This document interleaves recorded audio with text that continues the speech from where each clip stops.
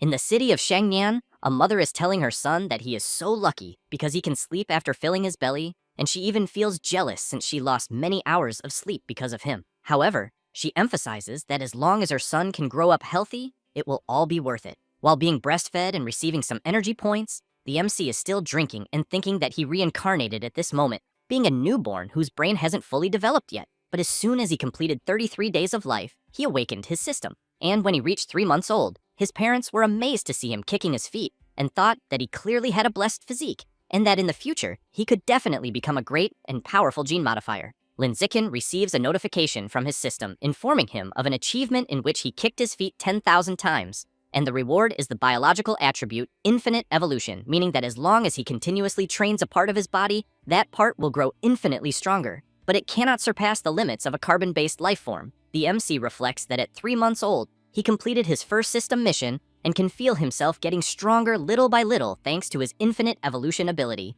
But he wonders what gene modifier and cyborg could mean, terms his father mentioned, and if perhaps they are like Spider-Man or even Iron Man. Time goes by, and as Lin Zikin reaches 4 months, he realizes he can already sit and crawl. But to avoid scaring his parents with his incredible abilities, he can only train at night when no one sees him. After reaching 5 months of life, he learned to walk. And when he completed 6 months, the MC knew that he could finally sit and crawl in front of his parents. That's when he saw news on TV about matters related to ferocious beasts, gene modifiers, and cyborgs joining forces to fight them. Then, for the first time, he realized that the Earth he was on was different from the one he knew before reincarnating. To be more precise, the Earth he currently lives on had undergone a mutation, and many terrifying and unknown creatures had appeared, generally called ferocious beasts. To fight against them, humanity forged 2 paths over the past decades. One is technological advancement, which uses technology to confront them, like cyborgs. The other is an advanced form of genetic modification that fuses the genes of ferocious beasts with those of humans to obtain their abilities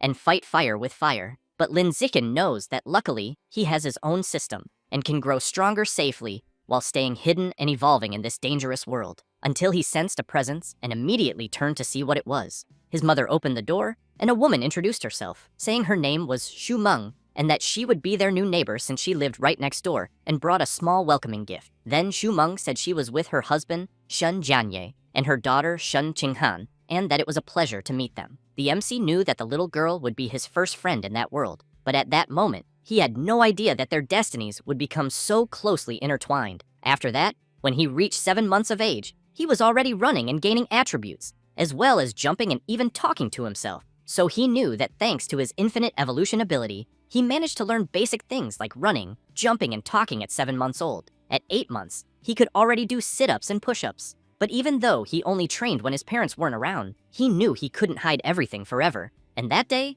something unexpected happened. His mother caught him exercising. Right away, she began rubbing her eyes to see if she was seeing clearly because she saw her 8-month-old son doing sit-ups. However, when she looked forward, she saw her son sleeping and commented that she had been so focused on her novel that she thought she must be starting to have hallucinations from stress. The MC's mother was a novel author focused on a male audience. Lin Zichen thought he had managed to fool her and that he needed to be more careful from then on. A few days passed, and Zhang Wanxin shouted for her husband, saying something amazing had happened and that he should come see it. Lin Yansheng rushed to the room, worried something was wrong. While bathing the MC, she wanted to know how he had abs at only 8 months old. Lin Yansheng was puzzled, thinking about how his son had a huge appetite and now had a toned stomach. Then, he had an idea and asked his wife if Lin Zichen could be a 1 in a million prodigy, since he believed the boy clearly had a bright future ahead and would surely become a gene modifier or cyborg. The MC's father was also a novel author focused on a male audience. The MC knew his secret had almost been discovered and couldn't believe his father had such a dumb idea about him being a genius, thinking that having 2 novel authors as parents was really lucky. After taking a bath and watching TV, he knew he wasn't the only one in the mutant Earth he lived on, as a news report said that a talented boy with innate divine strength had appeared in an ancient martial arts family in the capital and could lift 20 kilograms with 1 hand at the age of 2. At that moment, Zhang Wanxin laughed and, caressing her son, said that he was also amazing and surely wouldn't lose to those prodigies from elite families. Lin Zichen, seeing the boy, thought his mother was really kind but wondered if he would be able to lift 20 kilograms easily when he turned 2. Thus, after some time, and when the MC turned 2 years old, he was excited because he had finally managed to stay hidden until that age, and with the help of his infinite evolution ability, He could now easily lift 20 kilograms with one hand. He got scared when he heard his mother calling him and asking where he was because Shun Qinghan was there to play with him. Lin Zikin took a deep breath, dusted off his clothes, and, as he closed the door of the storage room where he had been, his eyes widened in surprise when he saw that Shun Qinghan had grown and was asking if he wanted a candy. The MC thanked her and said he did, but thought that even though she was the same age as him, she still talked like a baby and was hard to understand. Because of the big difference in their mental ages, they didn't play together much since Shun Qinghan always ate and slept while he used every moment to train. Still, he knew they always got along well and that she had the perfect weight to help him in his training, although he also knew that this weight had a small problem. He soon noticed something strange and immediately shouted for his mother, saying that Shun Qinghan had peed again. When he turned 3 years old, he could lift 40 kilograms with one hand. Seeing a news report about a 4-year-old prodigy who could lift 30 kilograms with one hand, he knew he was already stronger despite being a year younger. However, the MC was puzzled when he saw in his system that his biological level was still normal, so he wondered how strong someone in Tier 2 could be and if it was beyond human limits. Having so many questions, the MC left home for the first time, which was also the first time he saw the outside world. The first place he went was the library, but since his parents didn't let him use electronic devices, he knew the library was the best place to find answers. When he arrived, he went the wrong way, and his mother shouted that the children's section was on the other side. As he picked up a certain type of book, his mother asked if he liked that kind of reading. Xu Meng smiled and commented that the MC had to be a genius. Meanwhile, Shun Qinghan wanted to know if he wanted to eat cookies. He thanked her, but emphasized that he needed to read. Thus, Lin Zishen kept in mind that by reading, he began to understand how the world he was in, which had undergone a mutation, actually worked. According to ancient stone tablets found in mysterious ruins, the world is divided into 6 biological levels: normal, advanced, rare, epic, legendary, and mystical, each subdivided into 9 sublevels. Normal humans are at normal tier 1, and compared to these creatures, they are less than ants. He realized he needed to speed up his secret training, or else he wouldn't stand a chance of surviving in this dangerous world. Then he received a system notification informing him that while reading a book, his spirit attribute had increased by 1 point, and he had received a mission to read a total of 100 million characters, having currently read 10,000. The reward would be the biological attribute, Heavenly Root of Wisdom. The MC was thrilled, thinking he could now train both his body and mind. Thus, while turning 4 years old, he didn't take a single day off and continued reading and training at the same time. At 4 years old, his kindergarten life began, and his teacher was Miss Jiang Mei. Gradually, after entering kindergarten, he advanced to normal tier 2 and could lift 80 kilograms with one hand. He could also jump 1.5 meters high and run 100 meters in just 11 seconds. Knowing that even for an adult, that would be impressive, let alone a child. But he also knew that not everything was easy, because, as the old saying goes, with great power comes great responsibility, and his childhood friend, Shun Qinghan, was being bullied. Thus, the MC knew he couldn't stand still, so he jumped on the teacher's desk and shouted loudly for everyone to be quiet. He then made it clear that anyone who dared to bully his friend would end up wetting their bed all night.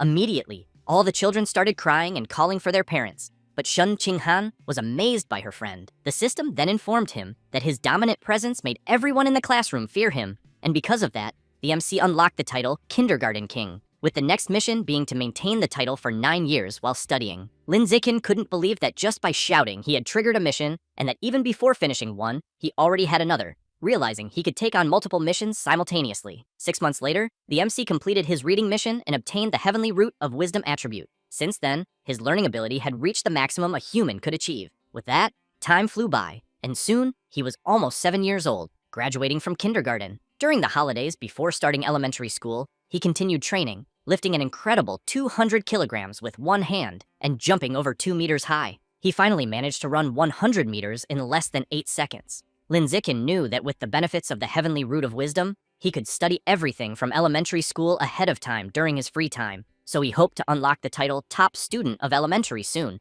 which was still locked. After some time, in the city of Shanghai, the MC's elementary life finally began. Since he was already studying high school and college level material, elementary competitions were a breeze. But he knew the prizes were just bonuses, because his main goal was to unlock the Top Student of Elementary title as quickly as possible. At school, whenever he had time, Lin Zishen tutored Shun Qinghan privately. The MC knew that even if she wasn't very talented, Shun Qinghan made up for it by being obedient and diligent, and by the end of the first semester, her her grades had already become the second highest in the class. To unlock the title faster, besides studying, the MC actively participated in all the school's sports events, breaking every record. But just when Lin Zikin thought he would repeat this routine every day and live a peaceful elementary school life, a special transfer student arrived in his class. The reason she was called special was that he could sense a faint aura in her that didn't belong to a human. As soon as Bai Shui enters the room, all the students keep watching her. Ching Han calls the MC and comments that Bai Shui's hair is so beautiful that it even looks like snowflakes in winter.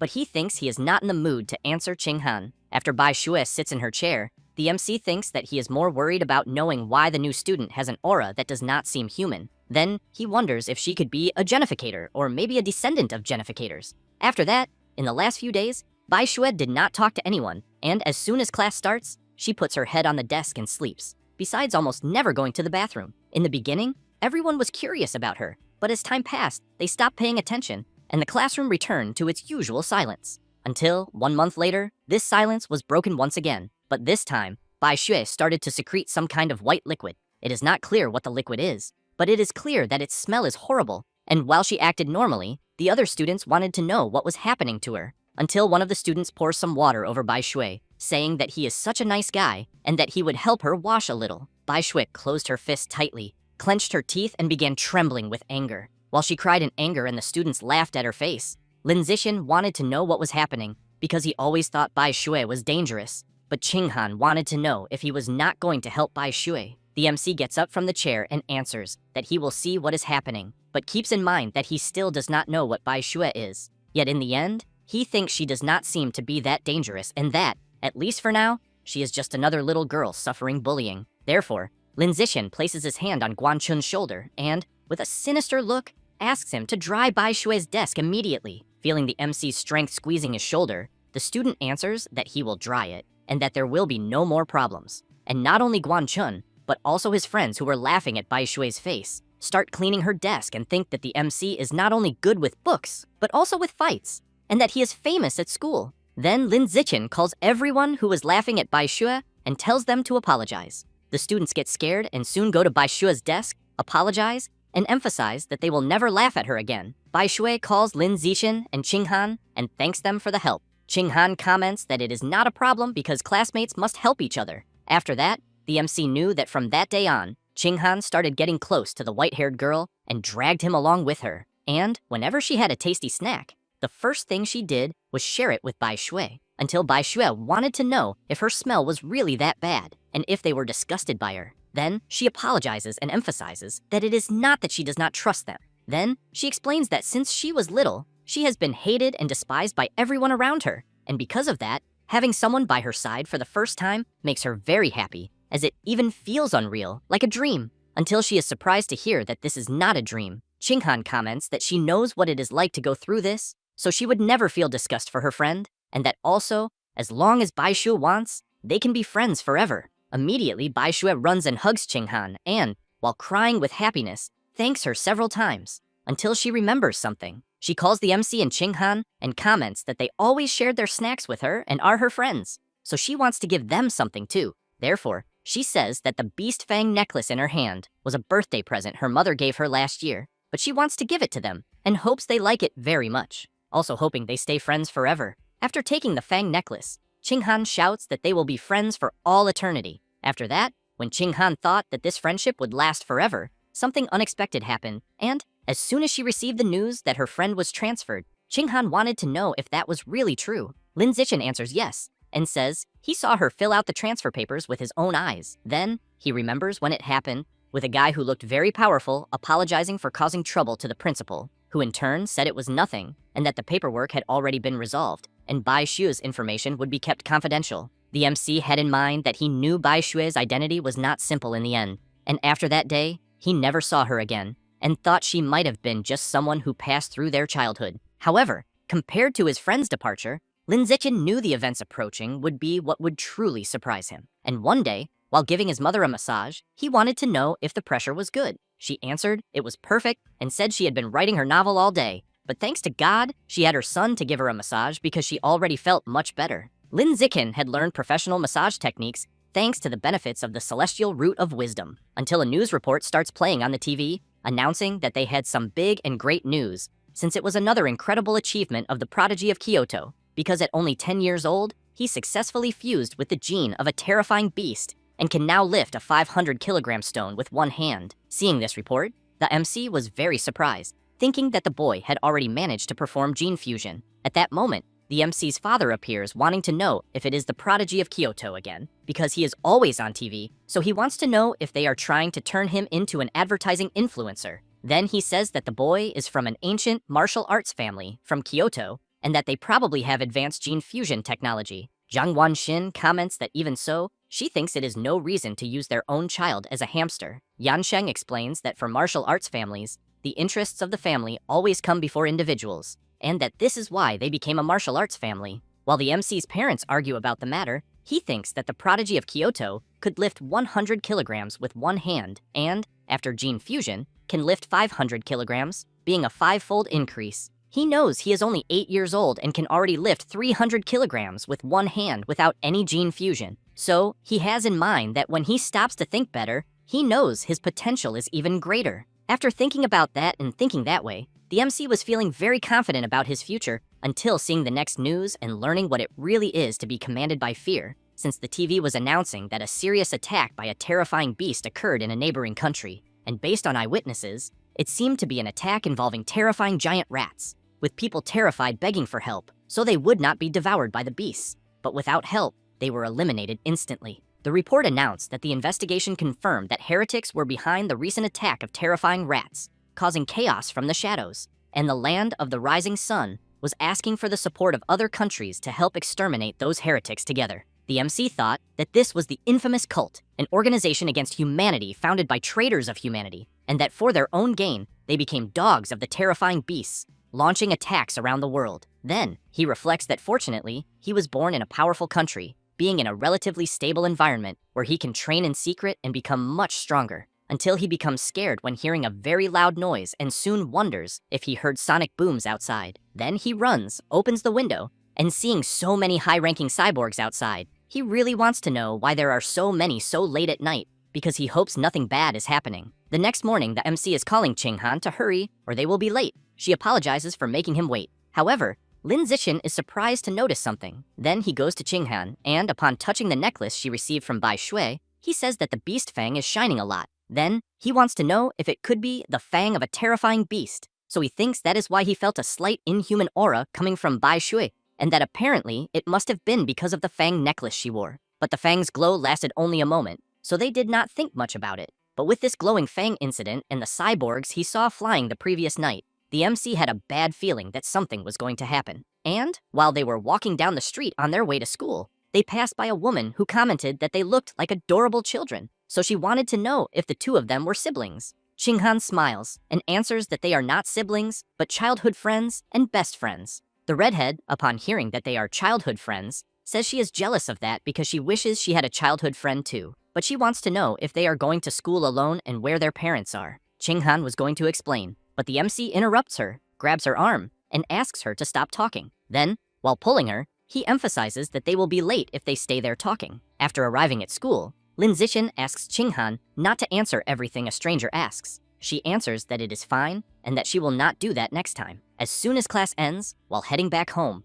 Qinghan comments that the place they are passing through is very quiet and even a little scary. Lin Zixin says that the area will be demolished next week, and that is why everything is so quiet. Until the woman from earlier appears again and asks Sheng to leave what they were doing because she found the children. The MC quickly stands in front of Qinghan and thinks that he took another path home to avoid going where they went earlier, so he cannot believe the woman followed them. The redhead calls out to them and says that she has many delicious candies at her house, so she wants to know if they want to go get some. Sheng comments that the redhead likes to talk too much. Then he rushes toward the MC and Qinghan, shouting that he just needs to put them to sleep and take them away. He also emphasizes that he is in a big hurry to sell them. Lin Zixin does not stand still, prepares himself, and throws a punch that hits the man's stomach directly, making him spit blood, and due to the MC's strength, the big guy is thrown hard against a wall. The redhead is shocked, and while watching Sheng struggle to get up, she thinks that what she just saw is impossible, and wonders how a child sent an adult flying with a single punch. However,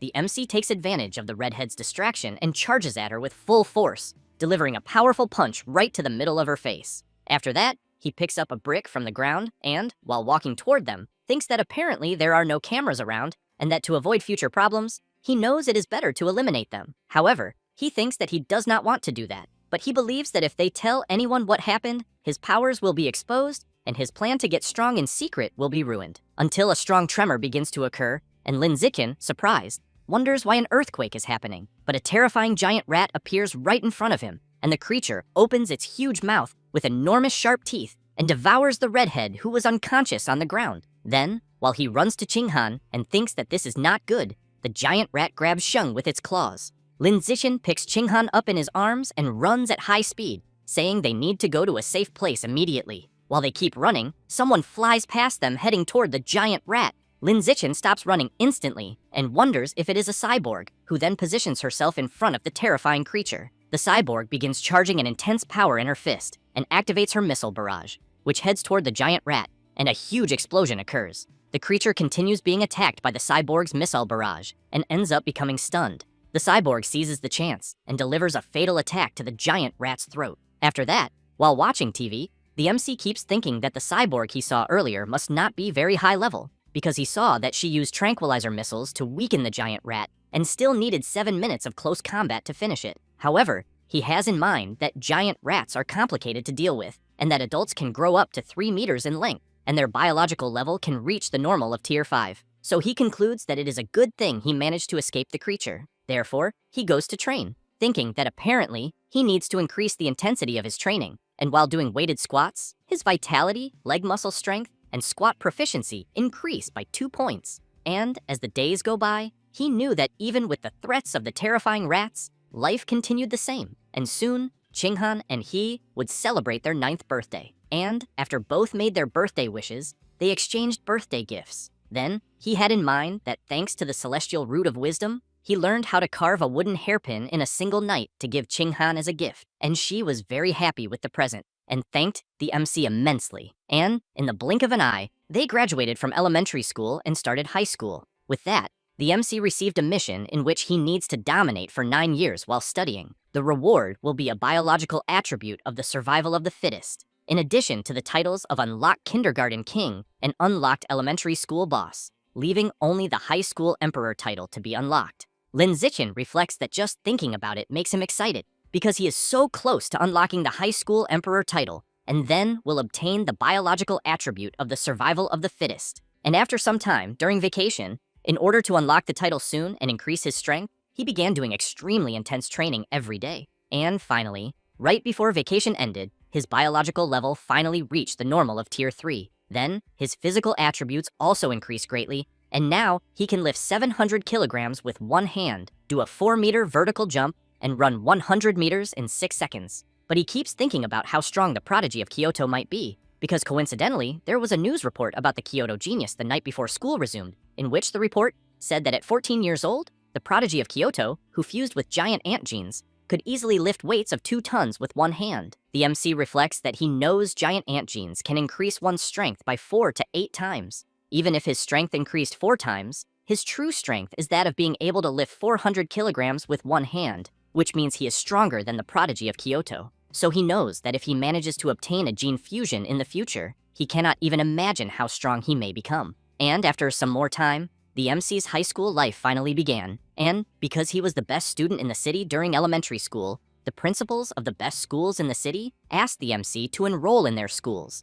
And in the end, he accepted the invitation from Shanghai School on the condition that Qinghan could be in the same class as him. With that, during his enrollment, the principal and his teacher welcomed him, saying they were counting on the MC to bring honor to the school. And after a few short introductions, the MC made an excuse and left. Then the MC was thinking that the reason he accepted going to Shanghai School was because it has excellent sports centers. So Qinghan and he planned to play badminton before classes started. Qinghan was very excited to start the match right away, so she wastes no time and hits the shuttlecock, launching a fairy curve shot. However, someone grabs the shuttlecock, and with it in hand, she wants to know who the MC and Qinghan are, and if by any chance they are new there, because the court they are on is reserved for senior students. The friends of the guy who grabbed the shuttlecock go to Qinghan and say they think she can stay and go against them. Qinghan says that she knows that even if they are her seniors, they must follow the rules, because she and the MC arrived there first. At that moment, the MC starts getting nervous and immediately tells all of them to get away from Chinghan. He also makes it clear that he does not need to explain the rule that whoever arrives first keeps the court. The guy with the cap wants to know who cares about that rule, then emphasizes that even if the Jade Emperor had arrived there first, the court is his that day. Lin Zixin takes a shuttlecock from his pocket, tosses it upward, jumps, and while hitting the shuttlecock with great force, he makes it absolutely clear that from that moment on, his rules are the only ones that must be followed. With that said, the shuttlecock shoots forward at full speed. The guy with the cap is shocked to see the shuttlecock break his racket as if it were nothing. Therefore, everyone is left open-mouthed, wanting to know who the freshman is and whether he is even human, because they believe that if the shuttlecock had hit any of them, it would have been the end for anyone. Then they quickly go to the MC, apologize, and emphasize that from that moment on they understand the new rules. So they leave at full speed, terrified. And after that, Lin Zixin thought that maybe, because rumors of the incident had spread, no one else tried to bother them. The MC knew that besides the school being bigger and having better sports centers, high school was practically the same as elementary school, since he had finished studying everything from high school a long time ago. And during classes, he basically read any book he found interesting. And after training at night, he learned various skills thanks to the internet, because with the help of the celestial root of wisdom, he gradually became good at cooking, photographing, driving, swimming, surviving in the wilderness, and many other athletic skills. And to unlock the high school emperor title as quickly as possible, he not only placed first in every subject in the school, but also represented the school in several national high school competitions. And with that, he won gold, silver, and bronze medals in mathematics, physics, chemistry, and programming. But he did not place first in all of them to keep a low profile. Thus, 6 months passed in the blink of an eye, and, unexpectedly, the title was not unlocked. But because the things he did were so impressive, he gained many fans. However, he had no interest in paying attention to them, since besides teaching Chinghan, he put all his focus on the upcoming school sports festival, because he thinks that if he is the best in the sports festival, it should be enough to unlock the title. And as soon as the day of the festival arrived, the MC this time entered only 3 sports festival events, being shot put, jumping, and running. Lin Zixin knew that these 3 events represented strength, jumping ability, and speed, so he needed to be the best in these 3 categories because it meant dominating all events that required a good physique. But even though he held back in the competition to avoid overdoing it, it was still very easy to take first place. And then he felt a power spreading through his body, and he finally unlocked the high school emperor title, and the system informed him that his academic and athletic achievements were a shock to the entire school, leaving all the other students eating dust. And because of that, the MC unlocked his title, and the biological attribute of the survival of the fittest was acquired. After that, Lin Zixin knew that if someone is a predator, the vital essence is above all things, and the person can devour the vital essence of other creatures to contribute to their own evolution. But he questions what exactly this vital essence is, until he remembers something, calls Chinghan, and asks if he can take her beast fang for a moment. As soon as she hands it over, the MC becomes very surprised, since his system is warning that he devoured a bit of the vital essence of the abyssal giant butterfly, and the assimilation with the abyssal giant butterfly is at 1%, and that when the assimilation reaches 100%, the MC will be able to evolve and gain some of the traits or abilities of the beast. Knowing this, he wonders if the fang on the necklace is really from a butterfly. With that, later at home, he thinks that now that he knows the name of the exotic beast from earlier, he might be able to find something on the internet, but ends up finding nothing about it. So he concludes that he will have to look for information about the beast by himself. After taking the necklace that Bai Shue gave him, he thinks that it is a good thing she gave him 2 fangs of the creature. So the system immediately warns that he has devoured a bit of the vital essence of the abyssal giant butterfly, reaching 2% assimilation completion rate. Lin Zixin takes a deep breath and, knowing that he only managed to devour 2% of the butterfly's vital essence, concludes that he will have to find another way to assimilate it, since there is not much vital essence in the beast's fang. Then, the next day after school, the MC, to help with his training, began going to and from school with Chinghan every day by bicycle, since if they encounter any giant rat again, he will be able to get Chinghan somewhere safe very quickly. Until, while riding the bicycle, the MC hears someone calling him. A guy stops them and introduces himself, saying he is Professor Guo from the school's martial arts team, then says he heard that the MC had the best sports festival performance in the entire history of the school. Next, very excited, he emphasizes that he would like to invite him to join the school's martial arts team, also stressing that Lin Zixin's talent for sports is even better than his academic skills, and that if he wants, he can visit the team to decide. While the professor walks away explaining that the martial arts team is in room C of the school gym, the MC thinks that the professor talks so fast that he did not even have the chance to say no. After that, the afternoon arrives, and, in his room, the MC is eliminating a creature with the palm of his hand, then thinks that the cockroach and the mosquito he just killed did not activate his predator ability, so he concludes that it seems only ferocious beasts have enough vital essence to be devoured. Thus, he takes his phone, the bicycle, and heads into the city thinking that, to confirm his theory, he decided to go to the supermarket that sells beast meat. They quickly arrive at the lower district supermarket, and, upon finding it,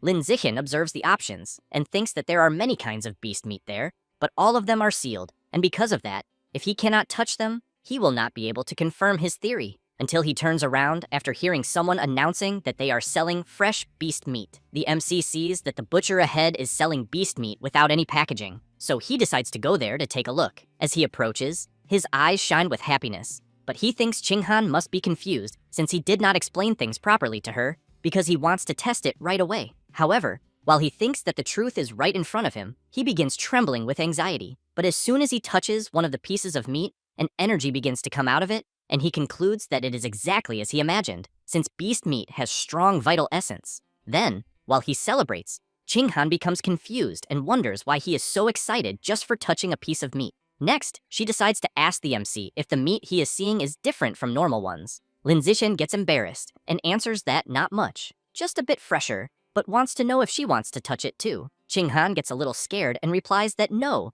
because she trusts him. The MC turns around and says that since they are there, he thinks it is better to buy some and test everything at his house. While observing some varieties of monster meat, he thinks that Ching-han being in shock does not surprise him. After all, beast meat is not cheap, since even the cheapest one, ghost squid meat, costs almost 1,000 yuans per kilo. So he shows it to Ching-han and says that they will take ghost squid. She becomes very surprised and tells the MC that the meat he picked is very expensive, then wants to know if he does not think it is better to ask his aunt before buying it. He places his hand on her head and asks her to relax, then says that his mother had told him to bring a lot home. Next, he says that his mother mentioned that since they were going to buy beast meat, she thought it would be better to buy enough so that Ching-han's family could also eat. As soon as he says this, he explains that his mother is going to prepare a beast meat banquet for their families. Lin Zichen, as soon as he takes the meat to the counter to pay, keeps in mind that besides needing to share the meat, he has another concern, which is that if he absorbs the vital energy, it might spoil the meat.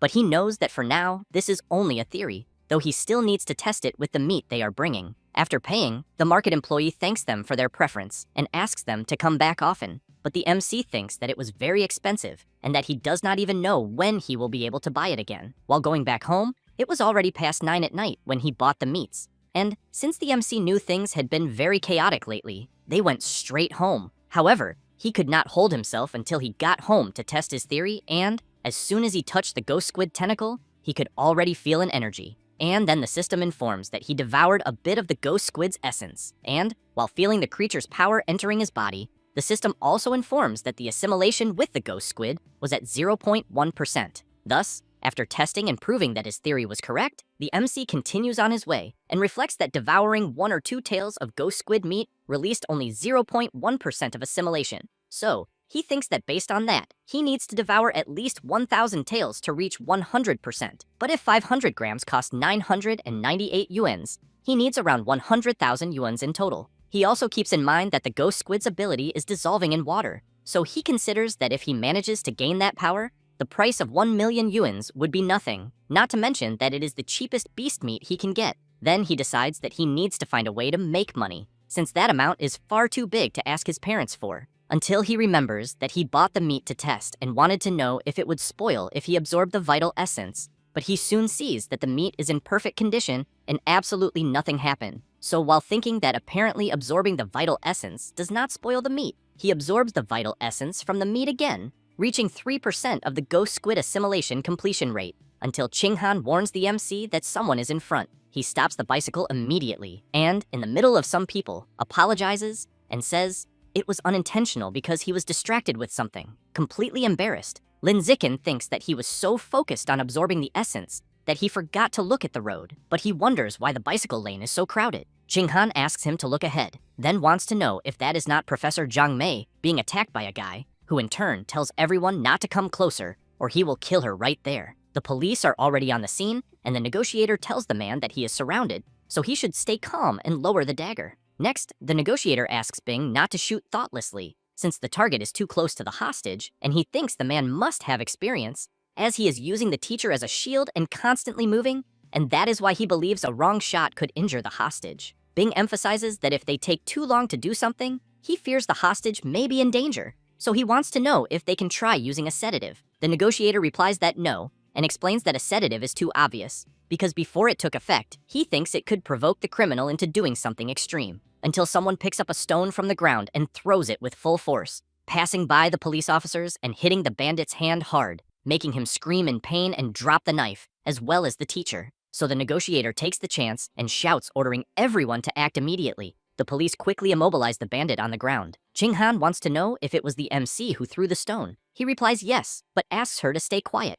then calls her so they can leave quickly and says that he will explain what happened later. However, the negotiator shouts, asking both of them to stop immediately, and asks if it was one of them who threw the stone at the bandit. Very embarrassed, Lin Zikin replies that it was not them, and, while they leave quickly, the negotiator finds all of this strange, then wonders why someone would not admit to doing a good deed. Next, he comments that he thinks the boy did not know he could have received a reward for his courage. But the MC hears this, and immediately runs back to the negotiator, then says that he just remembered it was him who threw the stone, but thinks he did not want to expose himself, yet the money is even more important. The negotiator asks the MC to accompany him to file the report, and that afterward, he will help him receive the reward. Thus, Lin Zichen and Ching Han informed their families that they were going to the police station to give testimony. The MC left his bicycle locked in the square and got into the car to receive his first money as the brave one. He assumed nothing would go wrong, but in the end, things did go wrong, since the bandit began transforming into something sinister.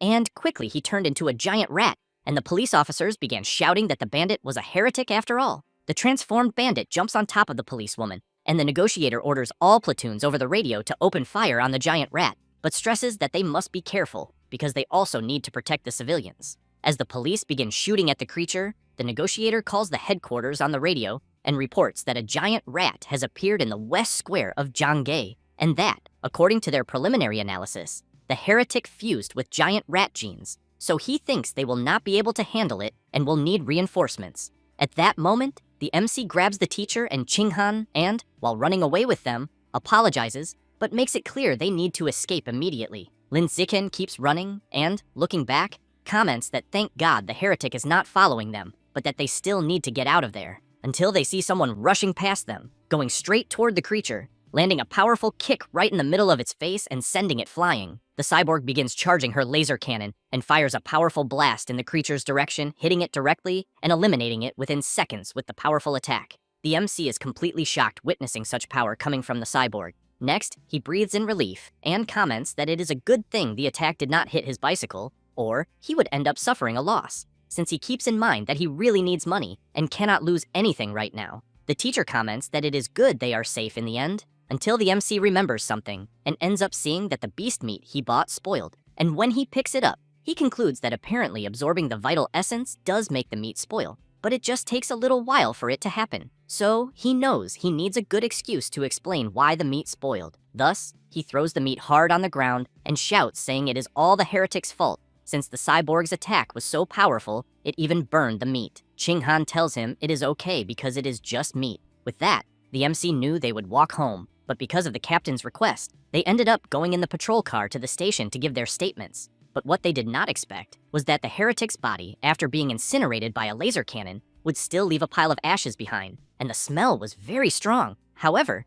Lin Ziken realizes that there was still a bit of vital essence in that fang, so he wonders if there could also be some in the body, and if he could absorb the giant rat gene from the charred corpse. Then, he concludes that there is only one way to know and immediately touches the carbonized body and feels something. The system informs him that he devoured a bit of the giant rat's vital essence, reaching 5% assimilation. The MC notices that he absorbed a good amount and reflects that it seems the more recent the death, the greater the amount of vital energy absorbed, until a guard asks the MC to stop and wait, since he is not supposed to be messing with the charred body. He asks the officer not to misunderstand him and says he was just sitting for too long and needed to stretch. After arriving at the station, Lin Zichen knew it was easy to fool Officer Bing, but with the captain it was different, And after he said that he had already arranged everything for the MC to receive the reward for his bravery, he wanted to know the real truth, because at the distance the MC was, and with so little lighting, he wants to know how a high school student managed to precisely hit the heretic's hand with a small stone. Lin Zikin says that he thinks maybe it is because he always trains throwing with his right hand. Hearing this leaves the captain intrigued as he looks directly at the MC, until the MC's mother and father arrive at the station,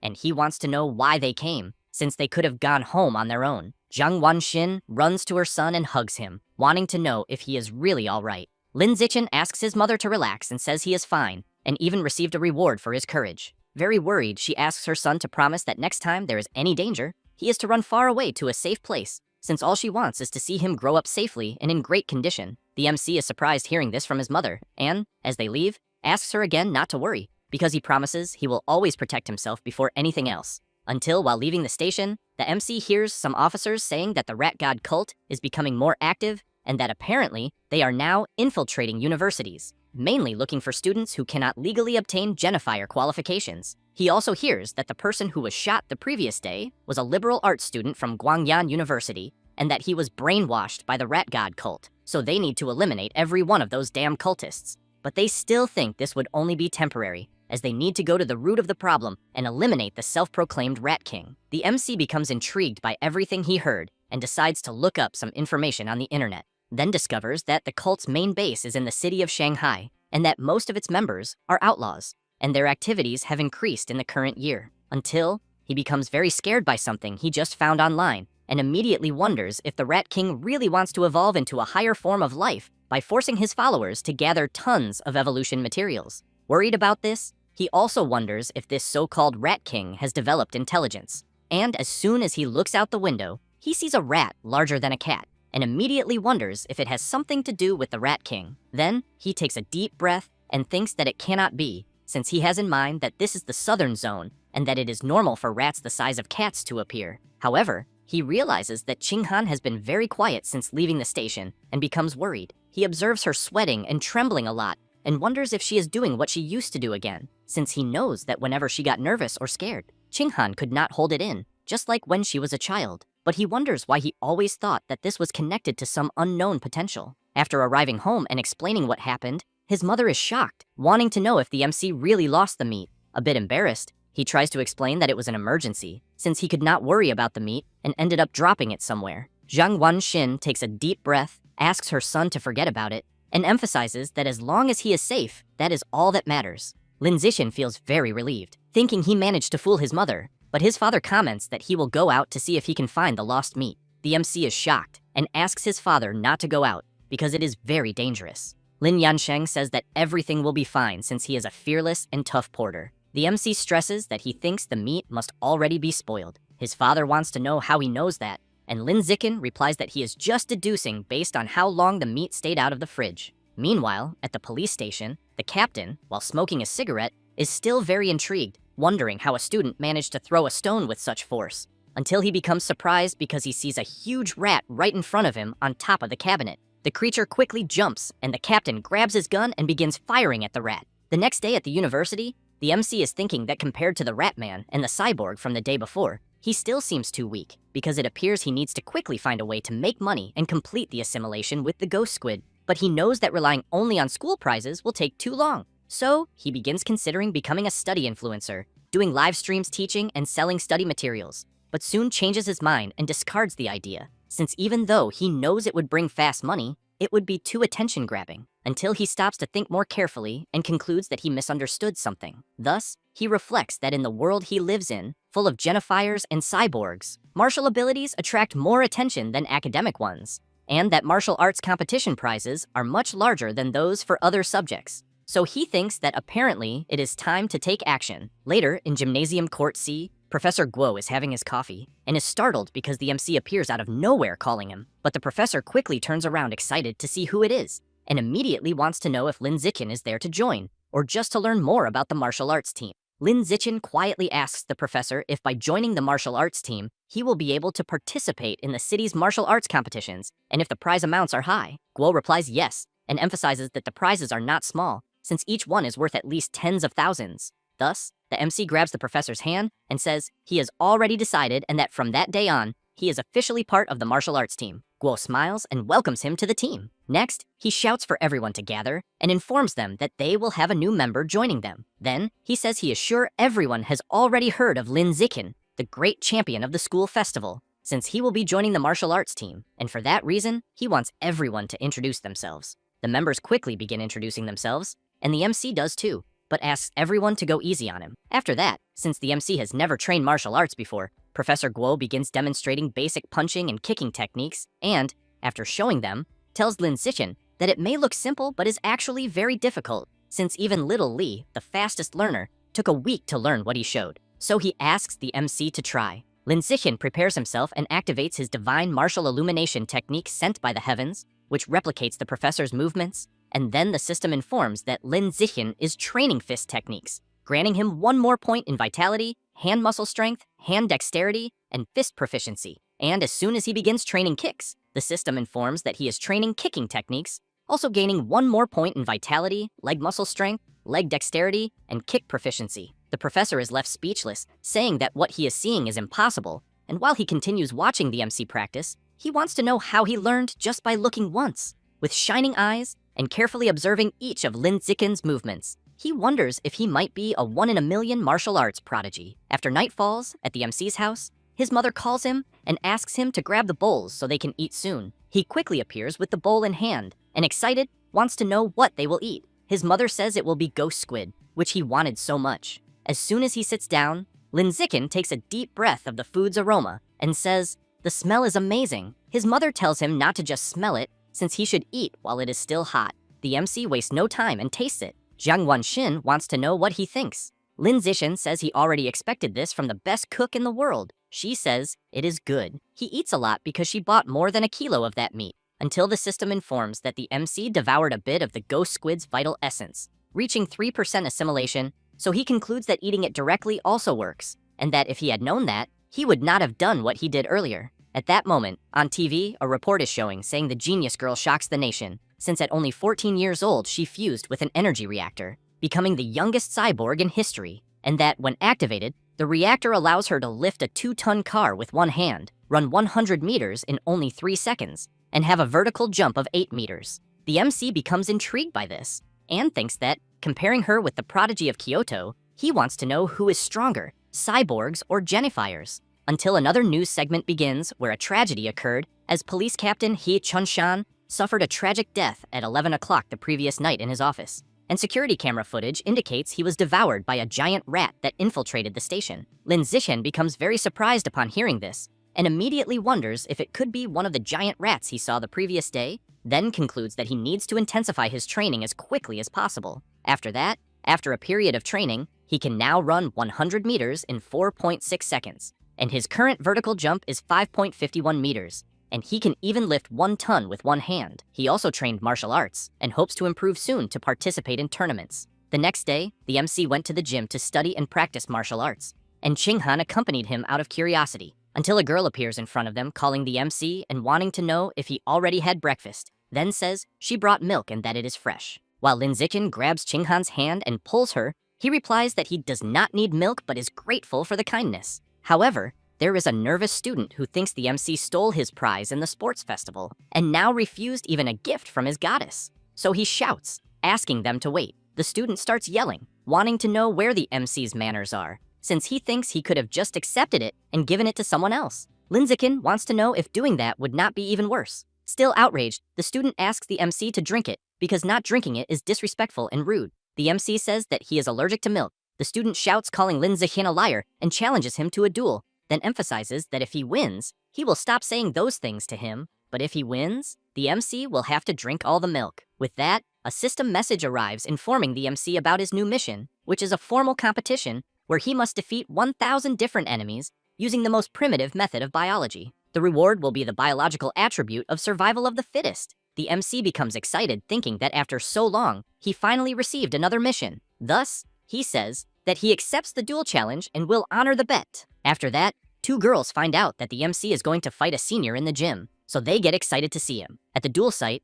several people are already waiting for the confrontation. One of the girls shouts, calling the MC, and says she will be cheering for him. The other wishes him good luck and comments that she will take lots of photos. The guy who challenged Lin Zichen doesn't like hearing them cheer for his opponent at all and wonders if they really think he's going to lose. He then gets fired up thinking that he will finish off this so-called genius junior before he gets stronger, since he knows the MC's talent started to stand out a lot in the last month and therefore understands that if he doesn't act now, he'll lose the chance to show off. Lin Zichen says that he still needs to go home for dinner, so he wants to know if they can start the fight already. His challenger smiles and says he will help him get home on time. Therefore, the teacher shouts, asking both of them to remember to be careful first and that they may begin the duel. The MC's opponent shouts, asking for a moment, and then says that Lin Zichen trained for only 1 month, while he himself trained for almost 2 years. And because of that, he thinks that to be fair, he will let the MC take the first 3 hits. Lin Zichen replies that it's fine, and charges forward at full speed toward his opponent with his incredible speed, leaving him speechless, unable to understand what the hell just happened. The MC lands his punch, sending his opponent flying far away and making him fall knocked out on the ground. The teacher can't believe that a junior defeated a senior with just 1 punch. The students watching around are completely shocked, saying that this was really ridiculous. Ching-han gets excited to see that her best friend won, and the other female students also keep saying that the MC is truly amazing. At that moment, a system notification pops up for Lin Zichen, informing him that he defeated an opponent and obtained the affection of the opposite sex, and that because of this, he received priority in reproduction matters. He then thinks that he still needs to defeat 999 more opponents to unlock the attribute of survival of the fittest. He then gets an idea and, a little embarrassed, calls the senior students who are there and asks what they think about using the remaining time to fight as well. They can't believe they are being challenged and start making excuses, saying they need to do this and that. The guy the MC defeated tries to stand up and, furious, says he doesn't accept this since the MC attacked him by surprise, and he thinks that if they go again, the result will be different. Professor Guo calls for Zhang Kai and tells him to accept defeat like a man, but wonders whether the punch he saw from the MC was pure luck or truly his strength. So he thinks he'll call Xiao Lisi to confirm his point of view. He then shouts for him, and Xiao Lisi immediately gets scared. After the teacher's request, Xiao Lisi prepares for the confrontation, but hopes the MC won't hit his face. 10 minutes later, the MC made sure not to overdo it and only exchanged a few blows with his senior brothers. However, besides Zhang Kai, none of them counted toward the mission's progress, so he wonders if he needs to knock out the opponents. At that moment, the teacher calls Lin Zichen and informs him that he joined the martial arts team only a month ago and has already become their ace. Therefore, the teacher gets excited and says that in this year's regional martial arts tournament, the school will definitely crush the others and take first place. Lin Zichen realizes that the martial arts tournament is the perfect chance to defeat several opponents at once, but keeps in mind that as long as he beats them in a competition, it should count toward the mission's progress. Then, the MC hears someone shouting his name. It's Zhang Kai,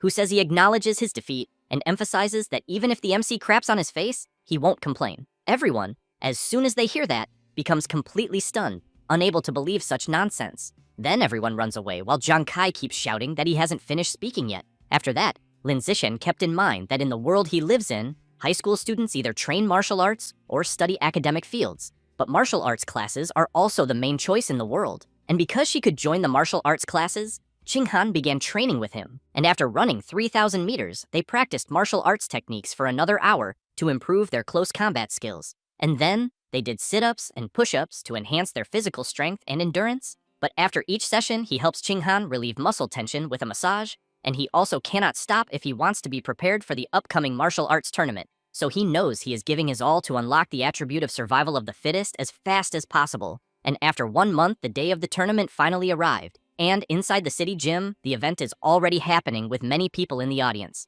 While in the athletes' rest area, Professor Guo is surprised to see that their school has no luck because they got the strongest team, the #1 school of Shanghai. And Xiao Lisi says that the #1 school has a monster that year, and that he is someone who can run 100 meters in 9 seconds, until the MC calls the teacher and says that he wants to go first. And a little surprised by the request, the teacher says that it's fine. And after being called into the arena, the teacher and Ching-han cheer for Lin Zichen until someone rushes into the arena and a very tall and large guy comments to the MC that he saw information about him and thinks that being able to get into the arena of the 8 school league as a first-year student is quite impressive. But he makes it clear to the MC that this is not a place for a first year like him, who is not even 1 meter and 70. Then he starts showing off and says that soon he will show the MC the difference between their sizes and strength. And at that moment, the referee blows the whistle announcing the start of the fight, and the big guy wastes no time and charges with everything toward the MC. who easily dodges the attack, and with just a slap to the middle of the big guy's chest, he sends him flying far away. And with that, the referee announces that the winner of the first round is Lin Zikin, and Ching-han is happy and shouts that her friend is the best. And the MC's team gets excited with his victory and shouts celebrating as well, while the coach of the big guy who just lost the fight becomes furious, saying that he had told him many times to have movement and that he should never attack without thinking when he is in the arena. And after his victory, the system informs the MC that he defeated an opponent and that his ranking in the tournament increased, and Lin Zichen becomes excited, thinking that this was expected because defeating competitors in a tournament increases the mission's progress, while the coach of the #1 school calls Chen Feng and tells him that he will be next and wants him to defeat the first-year brat as fast as possible. And he answers that he understands and will do it quickly. And with that, he enters the arena ready for the fight, and the referee shouts for them to begin, and Chen Feng charges at the MC, delivering his front kick. But Lin Zikin dodges at the last second and counterattacks again with the palm of his hand, sending his opponent knocked out far away and making him fall outside the arena, and he is soon taken away by the paramedics, and the audience is confused, wanting to know what is happening and how a first-year student is doing all this.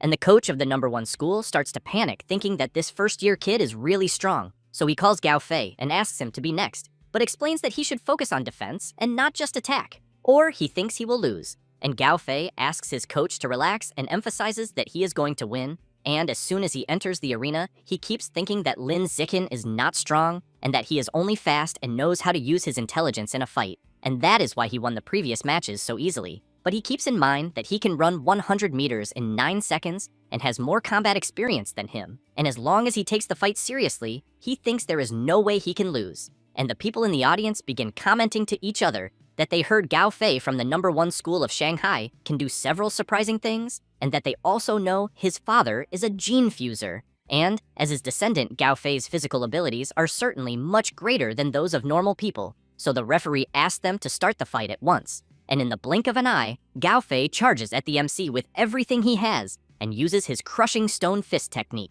throwing several consecutive punches, but Lin Zixin manages to dodge all of them without many problems. And the coach shouts, wanting to know what Gao Fei is doing because he had told him to focus only on defense, and while continuing to launch his attacks. Gao Fei comments that he will not focus on defense because he is a genius and does not need it, while the MC, continuing to dodge the attacks, thinks that the fist technique he is seeing is kind of interesting and decides he will observe it and learn it before winning. And Gao Fei begins to worry and asks himself why he cannot land a single punch, then asks the MC how he is dodging his attacks. And Lin Zikin wants to know if his opponent has other moves, because if he does, he wants him to use them. And Gao Fei becomes furious at being insulted and charges again with his consecutive punches. But the MC, seeing that his opponent is using the same technique again, lands a kick right in the middle of his stomach, sending him flying. And the audience is left speechless, unable to believe what they are seeing. And the MC's team goes wild when they see that he defeated Gao Fei and has an incredible streak of 3 victories. And therefore the MC's next opponents were weaker than the previous ones,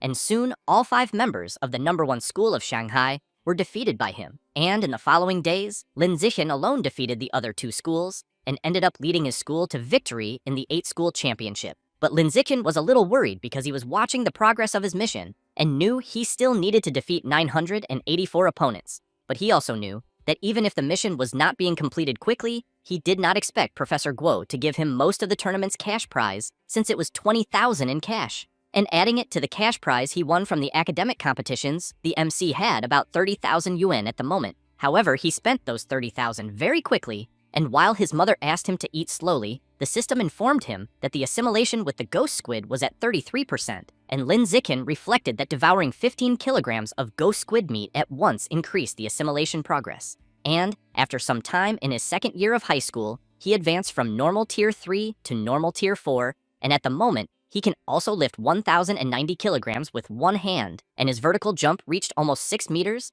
and he can run 100 meters in 4.4 seconds. And time passed quickly, and he and Ching-han graduated from high school, and soon the results of the university entrance exam arrived, and he was first place in the district in both the academic part and the martial arts part. And Ching-han's academic score was great, but her martial arts score was not enough for the elite martial arts class at the university, so she wanted to know if that meant she could not go with the MC to the university. And Lin Zikin says that he does not know how to answer that, but tells her that the university director had said he would come to his house, so he wants to know if Ching-han wants to meet him too. And while crying, She answers that the director will only be there to insist that he enroll in their elite martial arts class, so she knows this has nothing to do with her. And Lin Zixin takes her hand and asks her not to worry, because the only condition for him to study there is if she studies together with him. So the school administration talked with them for several hours at the MC's house, and it was just the director expressing her desire for him to continue studying at the same school. And before the director left, she called Lin Zixin and emphasized that they had talked for a long time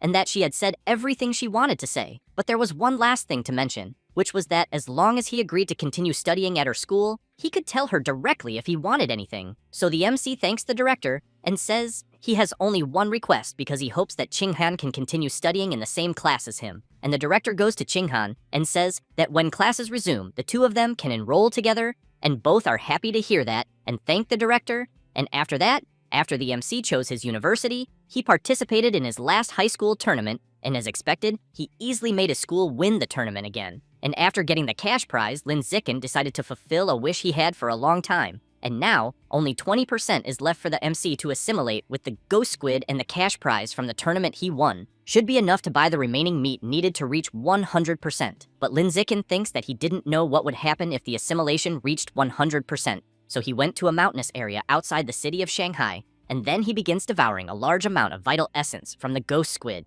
thus achieving the long-awaited assimilation of the creature. And the system informs him that he completely assimilated with the ghost squid and gained the biological attribute of the aquatic form, which greatly increases water affinity, allowing the MC to move freely in it. But Lin Zixin wonders if this aquatic form is not practically useless. And then he decides to test this biological attribute in a nearby lake and ends up discovering that his skin does not wrinkle even after being submerged for a long time, and he can feel that the water resistance is much lower, but other than that, there were no other effects. And as soon as he returns to the surface, he thinks that this was already expected since the ghost squid is a low-level terrible beast with no value for gene fusion, so he knows that if he wants better biological attributes, he just needs to save money to buy them later. And he also reflects that once he gets stronger, he can hunt and eat terrible beasts like the giant rats. And after some time, with less than a week left before classes resumed, the MC's mother and Ching-han's family were talking about taking a trip together and to better understand the aquatic form they suggested going to the beach. But as soon as Ching-han entered the water, a little, she immediately complained that it was very cold. And while swimming at full speed, the MC answers that when she first enters, it is like this, and that once she gets used to the water, it won't feel so cold. And the system informs that he was swimming and gaining 1 point in the vitality attribute, full body muscle strength, full body muscle coordination, aquatic affinity, and swimming proficiency. And Ching-han, afraid, started calling the MC and asking him not to swim alone and to help her swim. And while he was swimming, Lin Zixin realized that she had not yet learned to swim, so he calmly began teaching her how to swim. But because her talent for athletic things is average, he thinks she probably won't be able to learn. However, he did not expect her to prove him wrong so quickly, since she learned very fast and was swimming very deep and saying it was very easy. And while swimming, she noticed that she could open her eyes and quickly return to the surface, startling the MC and saying that she is very good at swimming and that she always heard people say it is difficult to open your eyes in the ocean because it stings a lot.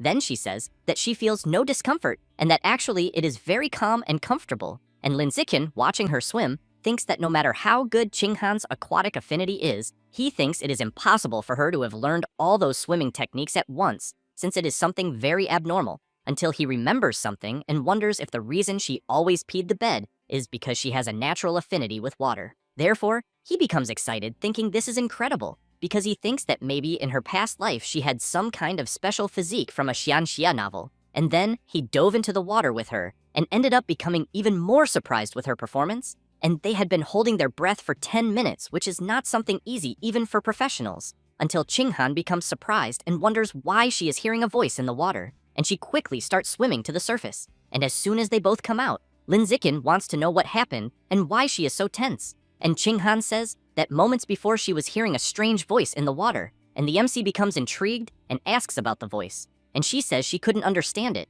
and thinks it must have been in a language she didn't know, but all she knows is that it was the voice of a woman. And she also says that the voice was very real, and she kept hearing it until they got out of the water, and then it disappeared. And after that, to help Ching-han calm down, the MC immediately took her to the hotel, and then tried searching for something related to this on his phone, but couldn't find anything about what Ching-han heard. But all of this made him unable to sleep, so he decided to continue training. And while he trained, the system informed him that he was gaining several points in his attributes, and that his biological level increased to normal tier 5. And he couldn't believe that his level was increasing while training, since he keeps in mind that normal tier 5 is a level where he can rival adult giant rats. And because of that, he thinks that apparently, if he continues training, tearing giant rats apart with his hands won't be impossible. And after leveling up, Lin Zikin went to a deserted beach to test his attributes, and he was able to run 100 meters in 3.6 seconds, and his vertical jump reached 7 meters. And he was also able to lift weights of around 1,600 kilograms with one hand. And compared to when he reached normal tier 4, he knows the difference is very impressive. And after this achievement, the MC's student life finally returned. And as soon as they entered the classroom, there were 2 girls who immediately commented that the MC was very handsome and that they would even clean the classroom for him. And Lin Zichen kept in mind that he and Qinghan needed to arrive earlier because they needed to clean the room, so he did not expect his new classmates to already know him. But to his surprise, this cleaning task activated a new mission, which was to cooperate with other people and required completing 1,000 daily tasks, with the reward being the biological attribute of the socializing monster. But the MC wonders what the effect of this socializing monster will be, because he hopes it will be something decent. And later, Lin Ziken knew that since classes had just resumed and there was not much to do, he used this opportunity to go to the new supermarket. And since he had already assimilated with the ghost squid, it was time to have another objective, until something caught his attention because he was seeing tyrant eagle meat that cost 1,998 yuan per 500 grams. And when he picked up the tray of meat in his hand, he knew this was what he needed, because he keeps in mind that the tyrant eagle is a terrible beast of a level slightly higher than the ghost squid,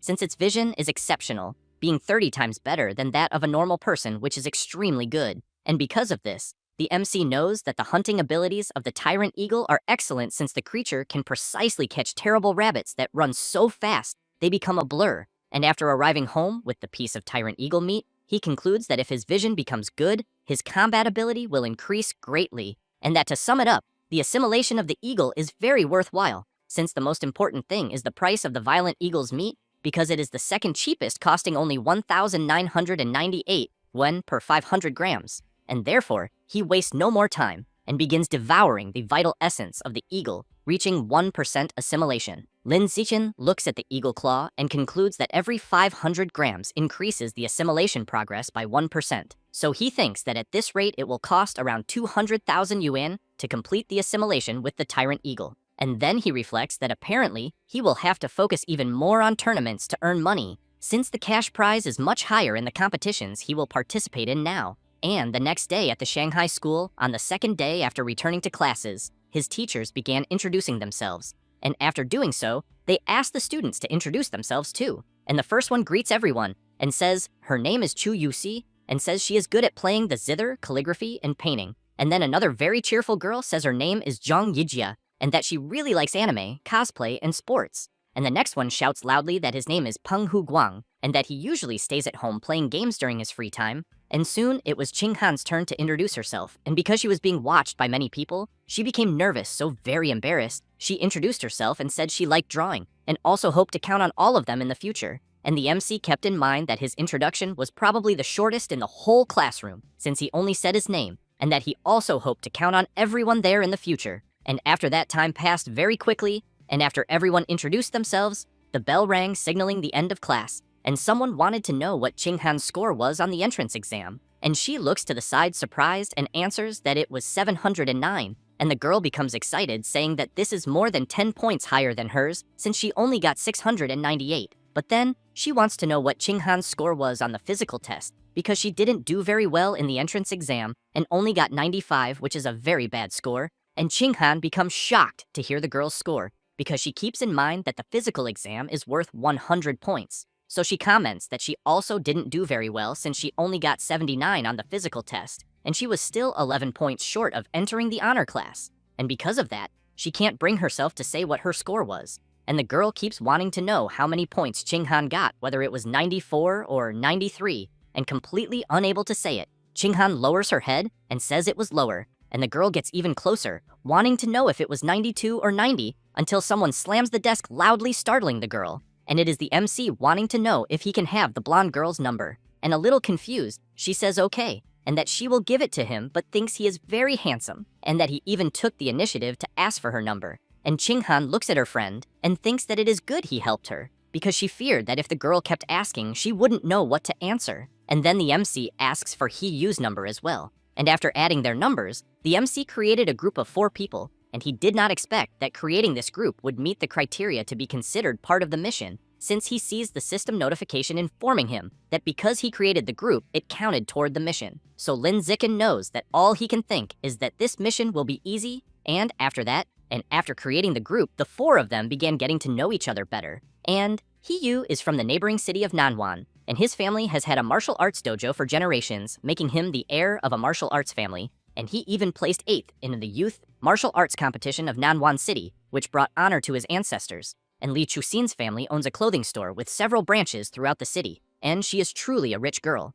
So the MC and Chinghan soon told their situation to the others, and they formed a group of 4 people and started talking about everything, until Hee-Yu wanted to know who was the strongest in their class, because he thinks they would never know. And Li Chuxin points to the MC and says she bets it is him, since he was the highest scorer in the city's entrance exam. Hee-Yu becomes very surprised to hear that, and comments that the MC apparently is a pretty badass guy after all. But he emphasizes that being the highest scorer in the city may not be enough, and that the MC may not believe it. But in their class, there are 2 tough people whom the principal paid a fortune to bring from the city of Nanwan. So he says that one of them is a guy named Wang Shuji, who is in the 3rd row on the left next to the window, and that he was the 3rd highest scorer in the entrance exam of Nanwan City, and can run 100 meters in less than 8 seconds. And then he talks about the other guy, the big one sitting in the last row on the right, and that his name is Lu Gang. And he explains that this guy has had supernatural strength since birth and can easily lift 300 kilograms with one hand. And while Chinghan and Li Chuxin become impressed hearing about these guys Hee-Yu just described,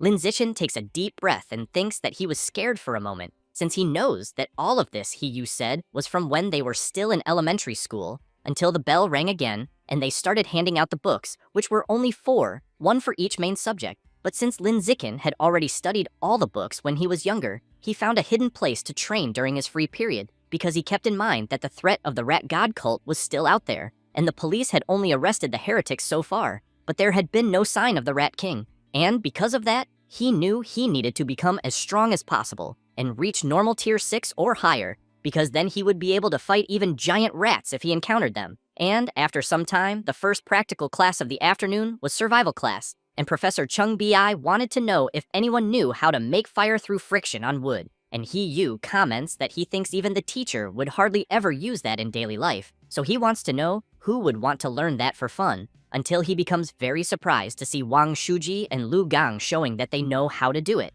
And Chung Bi becomes impressed and comments that they are incredible for learning to do that, so he wants to know where they learned it. And Lu Gang says it was during the vacation since he took extracurricular classes and learned it. And Wang Shuji says he learned it alone through the internet when he was in elementary school. And then, after the Nanwan duo finished showing off, the other students began trying to do the same. And soon, the MC also taught the members of his group a trick to make the fire ignite with friction. And after that, in Professor Han Yuan Feng's martial arts class, he was saying that he would teach everyone a cultivation method through special breathing, where it also became a stage for the Nanwan duo to show off since they were shouting that they had already learned it before. And Lin Zichen knew that even though it was a little funny, they actually managed to do it the right way. And knowing that he had already learned all this a long time ago, the MC preferred not to draw attention. And after that, Professor Kai Yuanfei was saying that it had already been a month since classes resumed, and that it was time to test the class's progress. So he says that the test he will apply will have a reward in which first place will win 888 yuan, second place 666, and third place 333 yuan. And Lin Zichen wonders if the prize will really be in cash, because he knows this is a very generous reward, and that it is almost enough to buy 250 grams of tyrant eagle meat. So with the knowledge that there would be a reward, everyone did their best to answer the questions, and more than an hour later the test ended. And in the next class, the gene fusion teacher Lu Darren also gave a test with the same rewards. And after everyone finished, Hee-Yu, completely exhausted, comments that it finally ended. And some students begin talking about the test, and one of them says that the test was really difficult because he didn't think they would ask even about the wavelength of a laser cannon. And a girl agrees and emphasizes that the questions were really hard. And while everyone was complaining about how difficult the questions were, the kings of neediness from the city of Nanwan begin showing off. And Wang Shuji comments to Lu Gang that the test was kind of difficult, so he wants to know how much he thinks he will score, and Lu Gang answers that he thinks he can get around 95 since he was not able to solve the last part of the last question. But he also wants to know how much Wang Shuji thinks he got,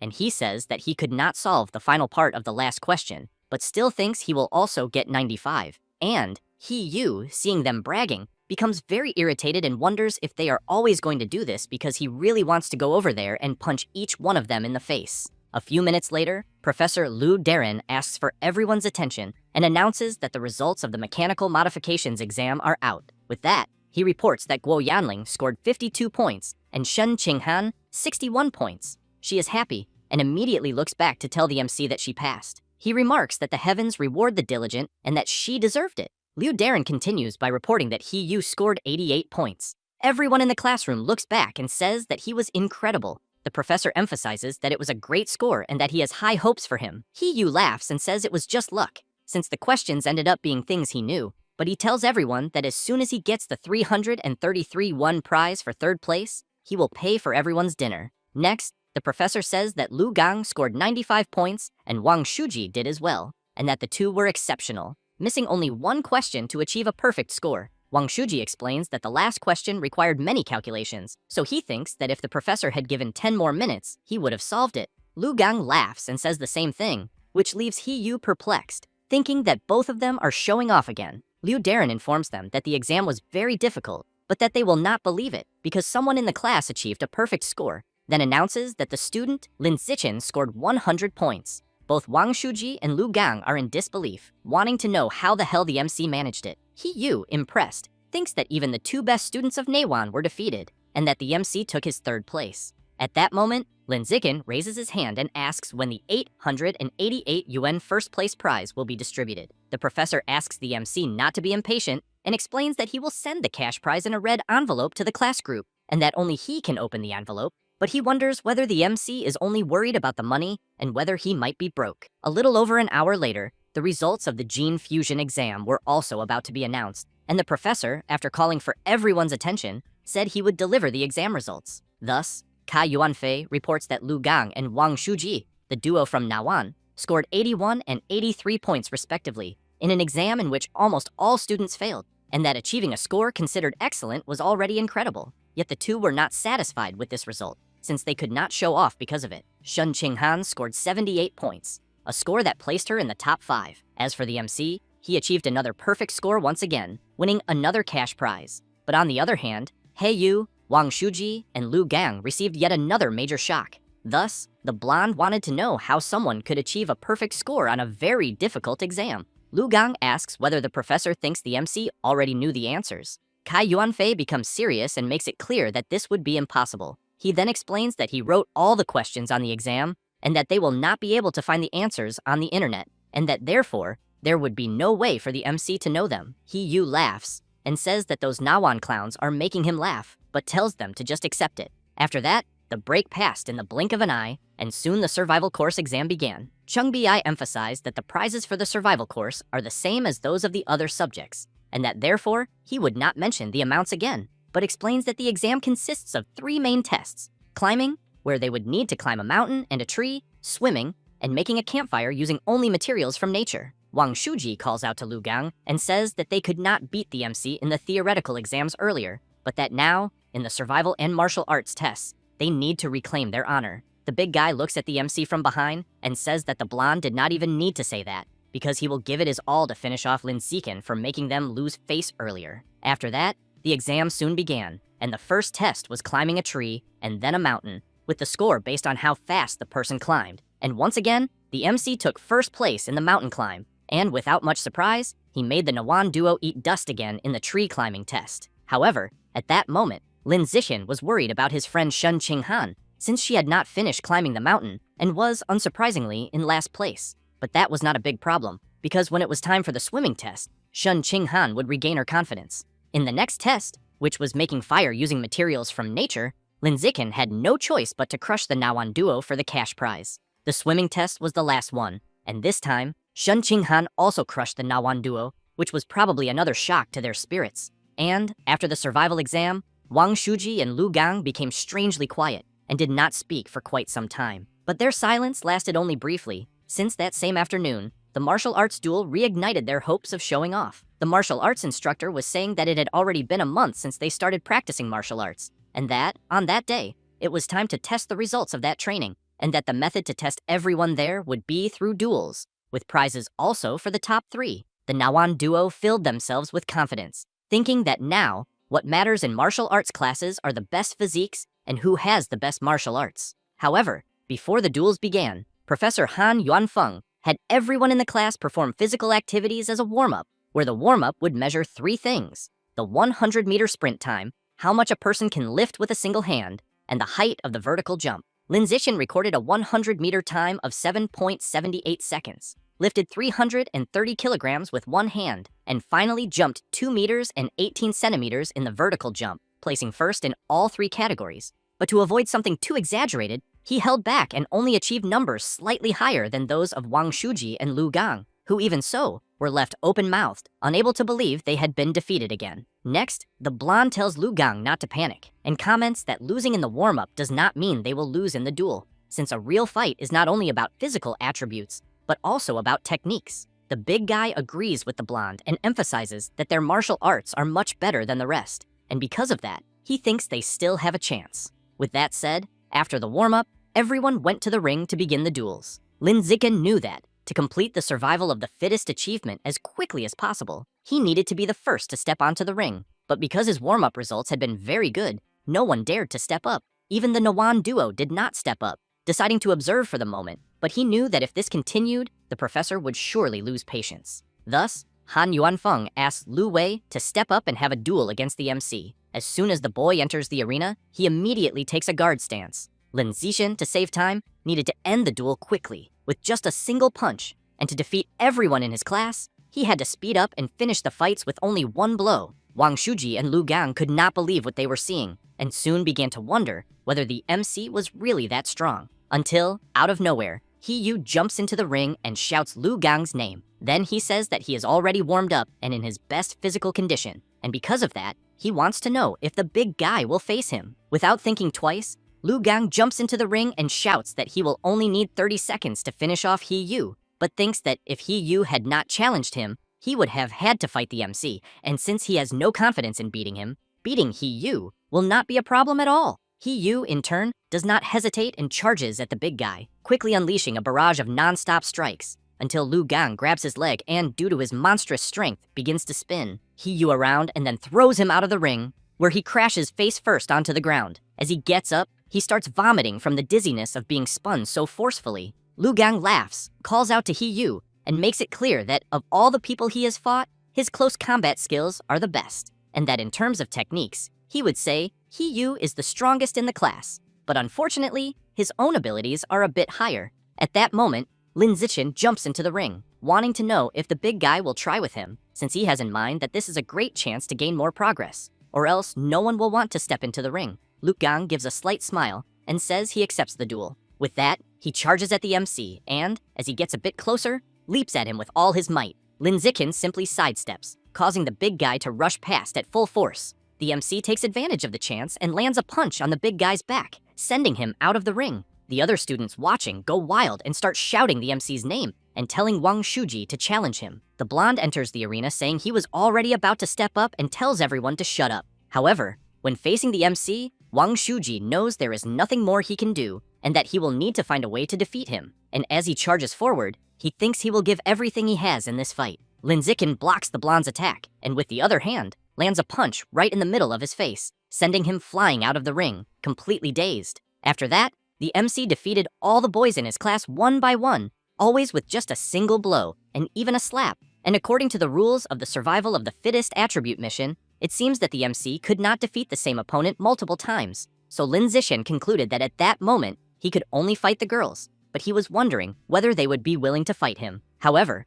when he turned around, he saw several female students from his class, one after another, wanting to fight, and one of them raised her hand first, wanting to fight him. Then, quickly, she leapt at the MC, who in turn simply sidestepped and landed a slap on the girl's back. While on the ground, she thought that she had almost managed to hug him. After that, to the MC's surprise, the other girls in his class took the initiative and went to fight him, but obviously Lin Zixin held back when fighting them. since his main objective was to complete the mission as quickly as possible. A short time later, the MC had already fought all the girls, but he was far from completing the mission and was even a bit disappointed. But the professor delivered some big news, first commenting that everyone did a great job, but that at that moment, everyone there in the elite class should learn to challenge people above them, and therefore made it clear that, in the next month, the MC's class would challenge a stronger regular class from the second year. Lin Zichen was worried that he would not be able to complete his mission soon, but it ended up happening. After classes, during the break, when Lu Gang ran into the MC, he commented that he was worried he would not have anyone to be his rival at that school,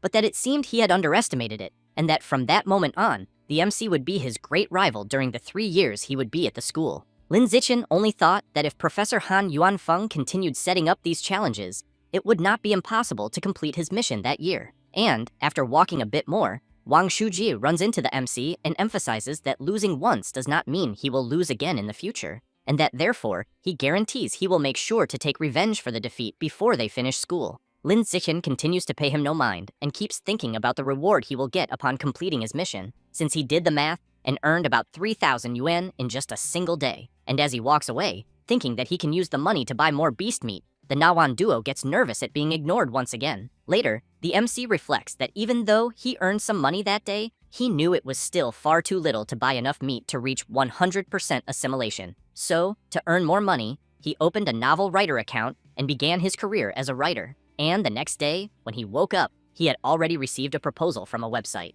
And after signing the contract, a piece of news caught his attention, because 2 hours earlier, a giant rat had attacked a beast warehouse on the outskirts of the city, and that rat in question was 5 meters tall, and with just a single bite, it seriously injured a cyborg. But the cyborg immediately activated its auxiliary energy and self-destructed to eliminate the enemy, and the giant rat died on the spot. However, the MC was intrigued, wanting to know how many of these rats were hiding throughout the city and how they were hiding, despite being so large. After that, later at the school gym, it was the day of the match between the MC's class and a regular second-year class, and Professor Han Yuanfeng discussed some tactics with some of the elite class, explaining that in one-on-one battles, their best fighters were not as good as those of the MC's class, but that their combined strength was greater. He then made it clear that they would certainly use their numerical advantage and turn this into a battle of attrition, and that it was likely they would rotate fighters to tire out the MC's class. Lin Zichen tells the professor that he wants to go first and soon enters the arena, thinking that he needs to complete his mission,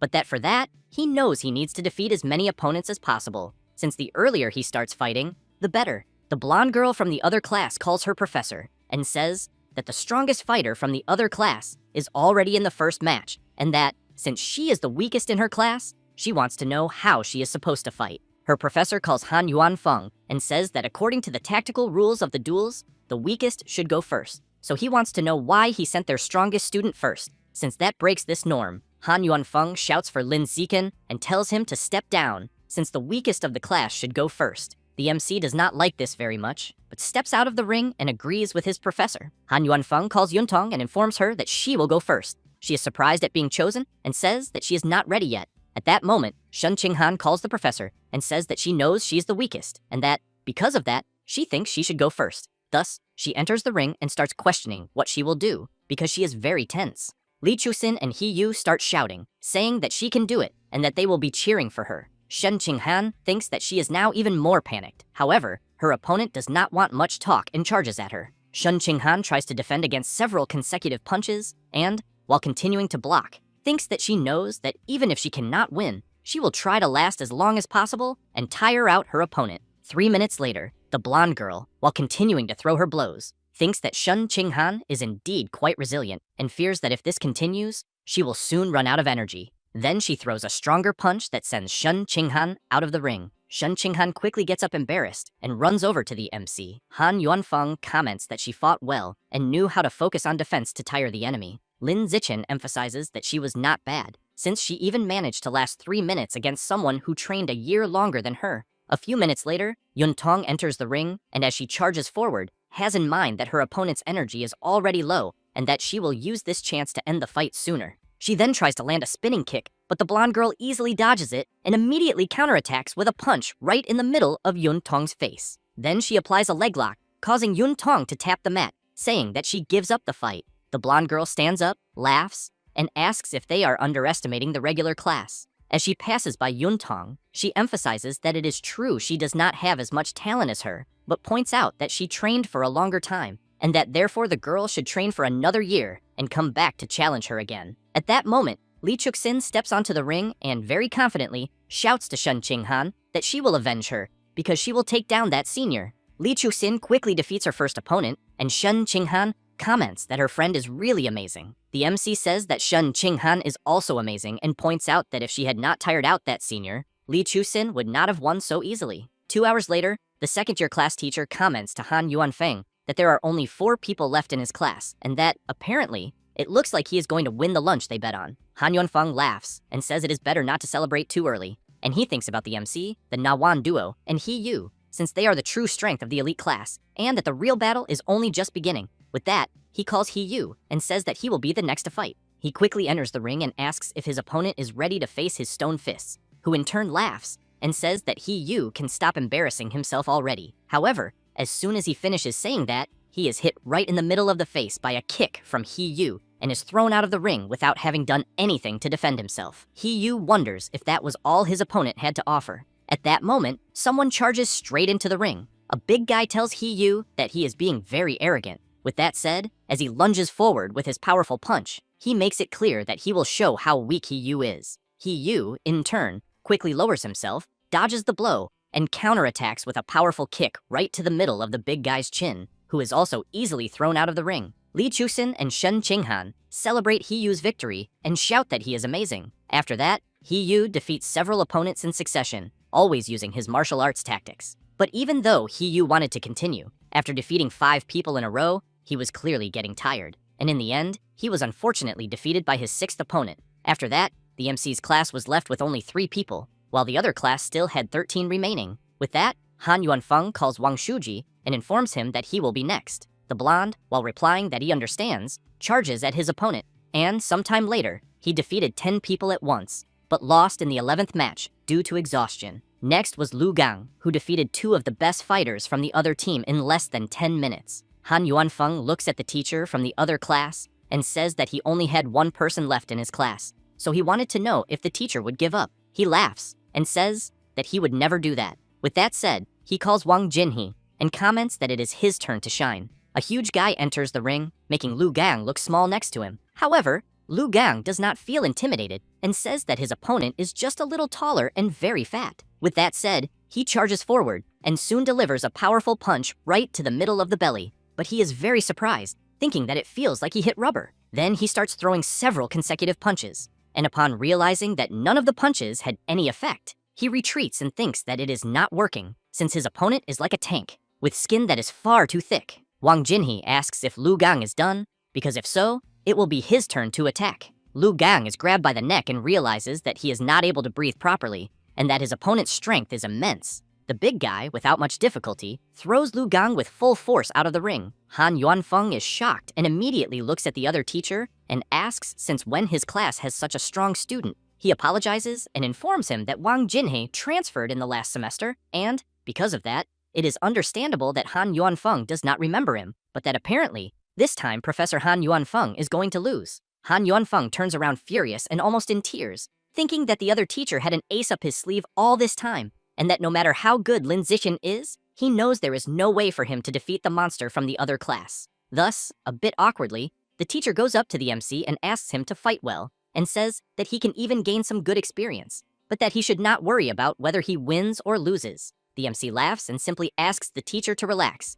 emphasizing that he will win the fight. As soon as Lin Zixin enters the ring, Wang Jinhee becomes intrigued, wondering if the boy he is seeing is the last fighter of the other class. Then he calls out to the MC and says that he does not like to play around with the weak. At that moment, all the girls from the MC's class start shouting, telling him to finish off the arrogant guy and teach him a lesson. Hearing this, he immediately gets an idea. He then calls the MC kid and says that he will stand still and let him make the first 10 moves. Next, he emphasizes that this way, after he finishes him off, the MC and his fans will not badmouth him for playing with the weak, or say that it was an unfair victory. Lin Zixin replies that it is fine. With that, the big guy starts hitting his own belly and tells the MC to go at him with all his strength. Lin Zixin simply lands a punch right in the middle of the big guy's stomach, sending him spinning into the air, after which he crashes face first onto the ground outside the ring. At that moment, everyone looks at Wang Jinhee lying on the ground, and the place is overtaken by a shocking silence, until the entire MC's class starts shouting with happiness because they won the challenge.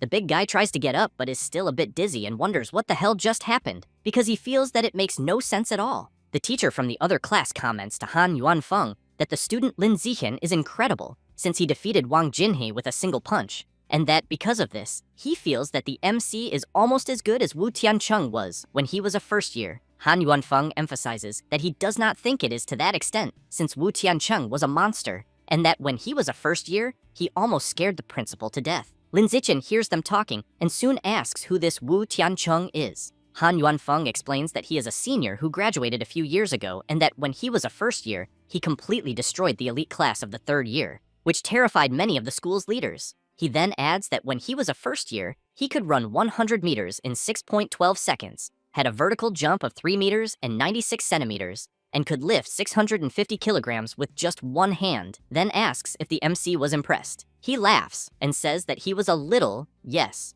but thinks that this Wu Tiancheng is certainly someone impressive. After that, everyone goes to a restaurant, and Professor Han Yuanfeng shouts that thanks to the student Lin Zichen, they managed to defeat the second-year common class, and that since their teacher lost the bet and decided to pay for everyone's food, he wants to make a toast to the MC. With that, everyone shouts that Lin Zichen is incredible and thanks him. After defeating the second-year common class, the MC became famous at the school. His classmates immediately began trying to get close to him, which was a bit difficult for him to get used to. And Shen Qinghan remained the same as always, worried that the MC would get too busy talking with his classmates to eat, and she kept putting food on his plate, until suddenly, she feels something strange and runs off, saying that she needs to go to the bathroom. Lin Zichen knew that what also had not changed was his friend's uncontrollable urge to pee. As soon as she relieves herself, she hears some girls talking about her, saying that she is acting like a servant serving her master, since she is pouring drinks and peeling shrimp for him. Shen Qinghan also hears the girls wondering how, with her strength, she could enter the elite class without being the MC's servant, since they bet that she will not be able to keep this up for long, because with such a big difference in their strength, they are destined to separate in the future. Shen Qinghan gets nervous and makes it clear to the two there that she is nobody's servant, and as she leaves the bathroom annoyed, she emphasizes that she is the MC's childhood friend. After that, she and the MC leave, and he soon notices his friend being a bit quiet and asks if something happened. Shen Qinghan replies that when she was little, her mother always said that things would get better when she grew up, that she would stop peeing her clothes. But even now, she still wets the bed at night, and, because of that, she knows she needs to wear a diaper whenever she goes to sleep, which is very frustrating. Having said that, she calls the MC and emphasizes that she feels she has some kind of disability, since a disabled person cannot hold their pee. Lin Zichen makes it clear that she is not disabled. He then explains that being unable to hold it is her superpower, but that she just has not fully developed it yet. Shen Qinghan is surprised to hear this and asks if it really could be a superpower. The MC replies yes, and says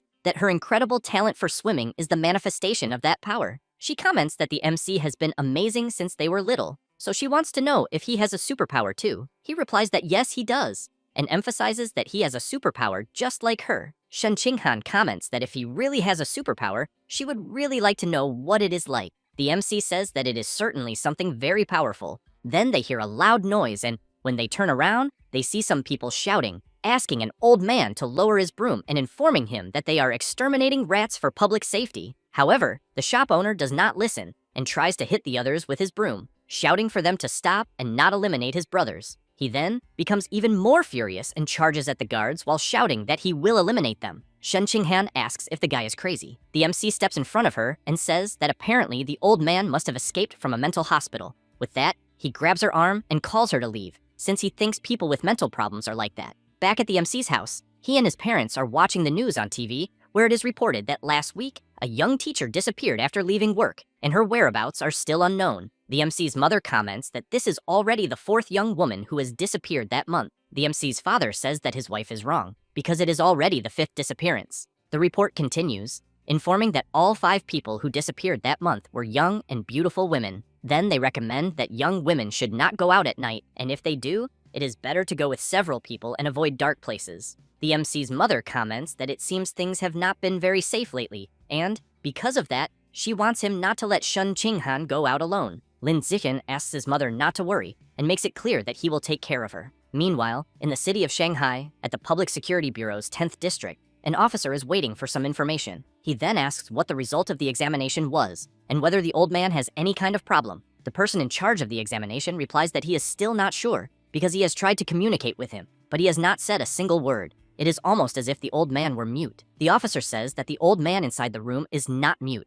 because he was shouting nonstop at the market the day before. He then becomes very surprised, since he sees the old man inside the room reacting in a completely strange way, and it does not take long for him to transform into a huge, furious rat. The officer shouts, asking the doctor to call for reinforcements, but that they should be cyborg reinforcements. A few minutes later, the guards are desperately trying to stop the giant rat, until a guard runs to the captain, warning that they received a notice that all cyborgs are on missions, and were told that reinforcements will be sent in 10 minutes, and therefore, she thinks they will not have enough ammunition to hold the creature for long until the reinforcements arrive. Therefore, the captain shouts for everyone to get into the car immediately, as they need to lure the giant rat out of the city until the reinforcements arrive. As soon as everyone gets into the car, the driver wastes no time and speeds up the escape. The giant rat runs after the car. As they pass through a tunnel, they think they are safe. But the giant rat easily breaks through the tunnel and causes the guard's car to flip over several times. The woman is badly injured and thinks that,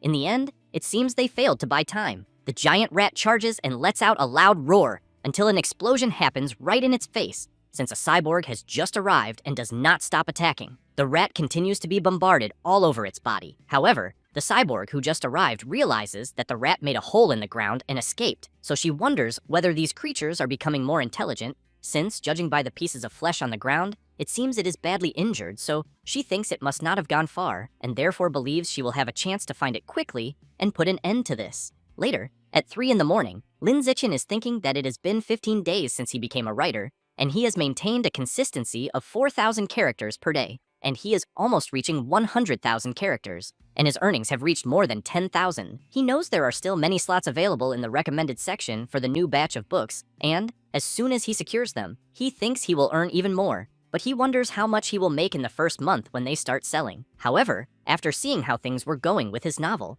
the excitement did not let him sleep. So he went to a nearby alley to test the results of his training. He soon saw that he was running 100 meters in under 3.5 seconds, performing a vertical jump of 7 meters and 22 centimeters, and therefore, he knows that the improvement is clearly visible. Thus, he considers that if he keeps improving at this pace, he feels he might even have an immortal body. Then he hears a very loud noise that catches his attention, and when he looks towards some dumpsters, he sees a strange creature beside them. A rat-transformed man is apologizing to his brother and explaining that he did not want to eat him. The MC is shocked, wondering whether what he is seeing is a rat man, and whether it is by any chance the giant rat that escaped according to the news. He then knows he needs to run away and call the police, but the creature notices his presence and runs after the MC at high speed. Lin Zichin realizes that the creature is very fast and that he may not be able to dodge. Therefore, the MC decides to face the rat and lands a spinning kick right in the middle of the creature's face, sending it flying away. The rat gets angry, wanting to know how a skinny kid can be so strong. Then he sees the MC picking up a stone, which soon strikes the rat on the head. Lin Zichin keeps throwing several stones without stopping, and thinks that he cannot give the creature a chance to retaliate. In a matter of seconds, the MC manages to inflict heavy damage on the rat, and as soon as he eliminates it, he wonders whether he really managed to defeat it. Then he decides to check, and as soon as he places his hand on the remains of the creature, he realizes that he can devour its vital essence, and that it also seems the creature has been completely eliminated. But apparently, he managed to absorb only 2%, since last time it was 5%, so he wonders whether this is related to the amount of genes the heretic consumes. But he soon decides that he needs to leave, since dawn is already breaking and he cannot stay there. A few minutes later, at the location where the MC defeated the rat, the cyborg who is after the creature has just arrived and, very intrigued, wants to know who eliminated the rat. Meanwhile, in another part of the city, a mysterious man takes a girl to a magical ritual circle. Then the man kneels and shouts, asking the great Rat King to partake. The immense creature, surrounded by a sinister aura, asks why there is only one woman and whether his subordinate thinks he would be satisfied, as it is nowhere near enough. The Rat King's servant becomes afraid and asks to be allowed to explain. Thus, he explains that young women have been very alert in recent days, and that they do not go out at night and, during the day, always walk with many people, and that because of this, it has been very difficult to capture them. The Rat King tells his servant that next time he should capture young men, who quickly responds that he understands and will do so next time. Then, the king throws a strange piece of meat to the servant, who immediately starts eating without question and thanks him for the gift. After that, the Rat King grabs the beautiful woman with his tongue and, as soon as he consumes her, makes it clear to the servant that next time he is not to capture normal people because they suffer too much and therefore do not taste good, and that he wants to eat the great and powerful. After some time, the MC, to help Shen Qinghan increase her martial arts score as quickly as possible, conducted special training sessions at her house whenever they had time. The MC is always attentive, correcting his friend's posture until he wanted to see how much she had improved and asked her to attack him with everything she had. Shen Qinghan charges forward, but the MC manages to block her strike and says she did not do badly at all, emphasizing that the angle of her punch is perfect and much stronger than before. Then she tries to land a kick, but the MC easily defends and says that the form of her kick is wrong. Then he asks her to keep her legs together before kicking and open them a little more, then try to use the same movement while correcting what he said. She replies that she understands and begins to throw several punches. After some time training, Shen Qinghan sits on the ground and comments that she is very tired, but that she feels her martial arts are much better. Saying that, she comments that she thinks 3 times a week is not enough, so she wants to know if they can do this special training every day. Lin Zikin replies that there is no need, because he thinks 3 days a week is already a lot. Then he emphasizes that if she does this every day, she will not be able to endure it. She agrees and thanks him. At that moment, the MC hears his phone ringing. When he picks it up, Shen Qinghan asks whether it is urgent news. Lin Zichen sees that the Mechanicus Group announced on their official website that they will provide free treatment for the former genius cyborg, who became disabled due to undergoing cybernetic modifications at a very young age, and that the genius of Jing University has also fused with the genes of the Thousand Web Spider, breaking the university's record as the youngest person to undergo a second gene fusion. The MC is surprised to learn this, and wonders if it is the same genius from Kyoto, since he has in mind that normally most people only undergo gene fusion after becoming adults, and that if they did it when they were young, their bodies would not withstand the genes of terrible beasts and would be prone to mutation. But apparently, even so, the Kyoto genius, or the Jing University genius as he is currently called, has already undergone a second gene fusion before even turning 18, so he knows that such physical aptitude is truly incredible, and wonders whether gene fusion is the best choice. Later, already at his home, the MC is looking at some comments on his novel, where many people are praising him. Then he knows that, with the combined effects of the celestial root of wisdom and infinite evolution, after a month practicing typing, he can currently easily type 10,000 words per hour, and that, therefore, he thinks spending only 1 hour a day typing will not affect his daily training, since it is an acceptable amount of time. At that moment, the MC's father appears, saying that his son's book seems to be doing very well. Then he emphasizes that if he can maintain a consistency of 10,000 words per day and keep the story from going off track, he thinks he can earn around 50,000 from royalties in the first month, and that later, when he already has more chapters, earning 100,000 per month will not be difficult. Lin Zixin is quite impressed to hear from his father that he could earn as much as 100,000, since he has in mind that with this income, he will no longer need to worry about money to unlock assimilation with beasts, and therefore, he thinks he will try to obtain enough royalties in the first 2 months to unlock assimilation with the Tyrant Eagle. After that, the very next day during martial arts classes, Professor Han Yuanfeng organized some duels among the students to check their progress. And, as expected, the MC easily wiped the floor with everyone, defeating all of them to the point that they no longer had the strength to fight back. And, in addition to the 888 yuan, he also gained a lot of progress in completing the survival of the fittest mission. On the other hand, Shen Qinghan still could not defeat anyone and ended up last in her class ranking. But what was different this time was that she managed to fight well against her opponents. Last time, when she faced Wen Yuntong, the second to last student in the ranking, she was kicked out of the ring in less than 3 seconds, ending the fight instantly. But this time, Shen Qinghan managed to last for almost 3 minutes against Yuntong, and it was not 3 minutes of just defending, since she was exchanging blows with Yuntong and even landed several kicks and punches on her. Thus, Professor Han Yuanfeng saw this and repeatedly praised her for her great improvement, telling her to keep it up. Then the professor informed them that in 1 month, they would challenge the strongest elite class of the second year, and that, therefore, their goal was to defeat everyone except their top 3 students. And he wanted to know if everyone agreed. Immediately, everyone answered yes. Han Yuanfeng became excited to see that his class was not afraid, and in the blink of an eye, more than a month had passed since the MC's novel was published, and with some money in his account, he did not waste time and went straight to the market to buy Tyrant Eagle meat. The vendor asked how much he would like, as they were running a promotion in which, if he bought 50 kilograms at once, he would receive a 5% discount. However, the MC replied that, in that case, he would not buy any, since he had in mind that he would wait until he had enough to buy 50 kilograms at once, and that he would only need to wait one more month. The next day, at school, Shun Qinghan was saying that the cafeteria opened a new fried food section a few days ago, and that she heard the fried foods there smell very good, so she wanted to know if the MC wanted to try them. He replied that he did, and invited her to go there. As soon as they arrived, Shun Qinghan commented that the smell was very good and they soon grabbed something to eat. When they sat at the table, Shun Qinghan commented that it was a good thing they arrived early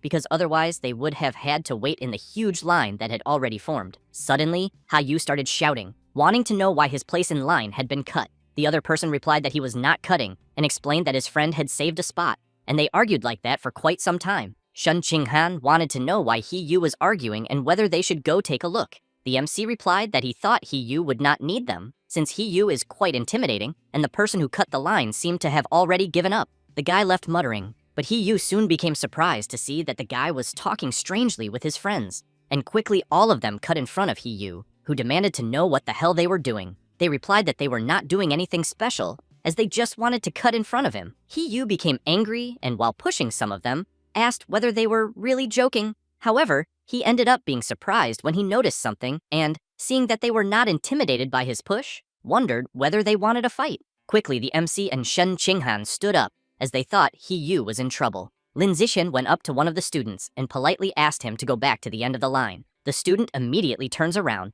points a finger at the MC's face, and asks what he will do if he does not go to the end of the line. Lin Zixin takes out his phone and, laughing, replies that he will just snitch on him. The guy does not like that very much, and asks if the MC is really going to play dirty, but Lin Zixin points out that he thinks cutting in line is even more despicable. The students who wanted to cut the line leave without saying a single word. Meanwhile, in the city of Shanghai, inside a house in the wealthy district, a man is informing them that Xia Qiang is dead and that he went crazy some time ago, ran to the market, provoked the public security team, and ended up being eliminated. One of the people gathered there emphasizes that it was a great end for that useless idiot, since he was always running around like a madman causing trouble, and that it had been a while since he wanted him eliminated. Then the cult leader informs them that the young man beside him is a novice and that he will be taking Xia Qiang's position, but he also emphasizes that, in addition to that, the Rat King had said that ordinary people are very unpleasant and do not taste good, and that because of this, from now on, the Rat King wants to eat the great and powerful of the elite. He then asks everyone to make sure they understand this, so they do not end up offering the wrong sacrifices. One of the cult members comments that capturing elite people is very risky, and the member beside him agrees and emphasizes that it is not a big problem if one or two ordinary people disappear. But if someone from the elite disappears, he fears it could become a major problem. The leader asks them to only try to capture the children of rich people without power, since the risk will be much lower that way. Then, he makes it clear to the novice that, since he is still new, he will not need to kidnap someone from the elite, but that he should start by practicing with handsome middle-class men, since they will offer them as sacrifices to the divine sons of the Rat King. The novice asks the cult leader not to worry, and says that he will offer the most handsome man in the city to the Divine Lord's sons. Back at the MC's school, Yu is furious, commenting that he kept an eye on those guys from before for a few days, and that those guys who cut the line are from Class 3 of the second year, which is the strongest elite class of the second year, the ones they will soon face. In addition, he cannot believe that elite class students are so ill-mannered. While using his phone, Lin Zixin points out that good grades do not mean a person is a good person. Then he becomes surprised by something he sees, since a piece of news reports that another rich child has disappeared, as he has in mind that this is already the 5th case of a rich child going missing. In addition, he knows that the reason is certainly not money, since the kidnappers did not contact the families to ask for ransom, so he wonders whether these cases are related to the Rat King cult. After that, on the same day, the MC's class, Class 1 of the first year, was going to challenge the strongest elite class of the second year, and the guys who had cut in front of Yu in line the previous week kept staring and making light of them. Yu soon made the same gesture back at them. After that, the two classes finished warming up, and the duels were about to begin, and just like last time, Shun Qinghan was the first. As soon as the fight started, Shun Qinghan's opponent charged forward with everything, and with a very strong kick, sent the MC's friend flying away, who in turn was thinking that the elite class senior is very strong, since even a defensive style failed to defend against her. The duels continued, and this time the victim was Yun Tong, and the elite class senior of the second year was always defeating her opponents with a single strike. Lin Zihan knew that this did not happen only to Shun Qinghan, since even Li Chuxin and the others were completely helpless against the senior, until a short-haired student, who was a bit stronger, stepped onto the ring and defeated the senior. But the next senior they sent quickly regained control of the situation, and, in less than 10 minutes, that senior defeated 9 people in a row. Among these people, 3 were boys. In a short time, only the MC, Wang Shuji, Lu Gang, and He Yu from Class 1 of the first year remained. As for Class 3 of the second year, only 5 people had been eliminated, and there were still 36 left to fight. And to make matters worse, all 5 people who were defeated were girls. Professor Han Yuanfeng knew that the difference in strength was very large and that it might be a hopeless battle. However, even so, he called He Yu and informed him that the other class still had 6 girls, and therefore wanted to know if he could handle it. He Yu immediately stepped into the ring and replied yes, but he soon thought that they were just some girls, since he wanted to fight more boys. It did not take long for He Yu to do what he had to do, as he met everyone's expectations, defeating all 6 girls with little effort. Then one of the guys who had cut in front of him in line the previous week entered the ring and asked if he was ready to be eliminated. He Yu commented that, apparently, his opponent was not only ill-mannered, but also seemed to have no idea of the danger. But he had in mind that his opponent was the first from his class to step into the ring, so he thought he must be quite weak. And besides, this was his chance to take revenge. As soon as the fight began, He Yu's opponent charged forward with everything, and, with little He Yu could do, he was struck right in the middle of the stomach. He Yu fell to his knees on the ground, thinking that his opponent was very fast. Then he was quite surprised to realize that his opponent was already on top of him, and furious, he stood up throwing a punch. But his opponent easily dodged and immediately counterattacked with a powerful kick, sending He Yu flying out of the ring. While on the ground, He Yu felt a lot of pain and thought that his opponent was not weak after all, and that, apparently, he must have stepped into the ring just to take revenge. Then the guy called out to the MC and commented that since he loves to meddle in other people's business, he wanted to know if he had the courage to step into the ring and face him. Immediately, Lin Zihan jumped into the ring and thought that he had been worried he would not have a chance to fight, since he knew his opportunity was right there. At that moment, everyone from the MC's class began to shout his name and ask him to show the other class who was in charge. And as soon as the fight began, the guy once again charged forward with everything, and when he threw a kick, the MC easily defended it. Then he counterattacked, grabbing his opponent's head and smashing it hard into the ground, and due to the strong impact, the guy was knocked out. Lin Zihan stepped over him and then kicked him out of the ring. The students of the other class commented among themselves that Chi Yue was one of the 5 strongest in their class, and, even so, he was defeated so quickly, so they wondered whether the junior from the first class was really that strong. At that moment, Professor Han Yuanfeng was thinking that Lin Zihan must still be hiding a lot of his strength, or he would not have been able to do what he did. Meanwhile, the golden duo of Nawan was very impressed with the MC and wondered whether what they were seeing was really true. Lin Zihan looked at the elite class of the second year and asked who would be next. Everyone was very surprised by the MC's courage, and 30 minutes later, the remaining 29 students of Class 3 of the second year were completely crushed. However, Lin Zihan was quite disappointed when he saw the progress of his mission, as it was still at 119 out of a total of 1,000. Then he reflected that he is always the last to fight in these duels, and therefore he thinks he cannot let this happen again, since he knows his strength goes far beyond his school, and he also knows that he does not need to follow the rules, and therefore thinks that from then on, he will make his own rules. A few days later, in a room at the school, someone was very surprised. It was the principal wanting to know if the MC wanted her to arrange a tournament to face him. Lin Zihan replied yes and said that he wanted to challenge the entire school.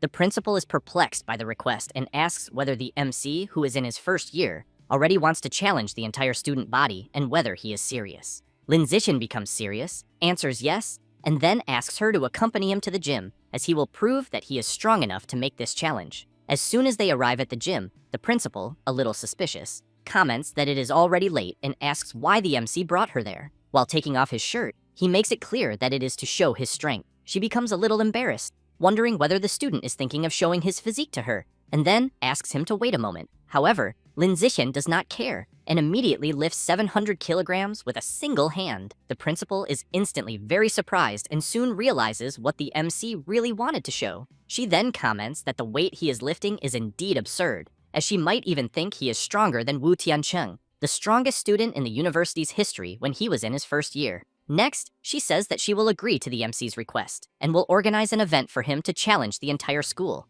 Lin Zihan feels a little awkward and asks the principal to remember to prepare rewards. because without them, he thinks no one will participate. Having said that, he emphasizes that it is better to have two types of rewards. One for participation, to encourage everyone to step onto the stage and accept the challenge, and the second can be a cumulative prize, since they can even create a prize pool, and the more people who challenge him, the larger this pool will become. He then points out that whoever defeats him will take all the money, but if no one manages to defeat him within a time limit, the money will all be his. The principal makes it clear that the MC does not need to worry and asks him to count on her, because she will do everything the way he asked. Next, Lin Zixin goes up to her and reminds her that she needs to keep his strength a secret for a while, because otherwise he thinks that if everyone finds out, they will lose the motivation to challenge him. She replies that it is fine and that she will do everything the way he said. After a few days in the principal's office, she shows the plan and asks what the MC thinks about holding the challenge event according to the strategy she is presenting.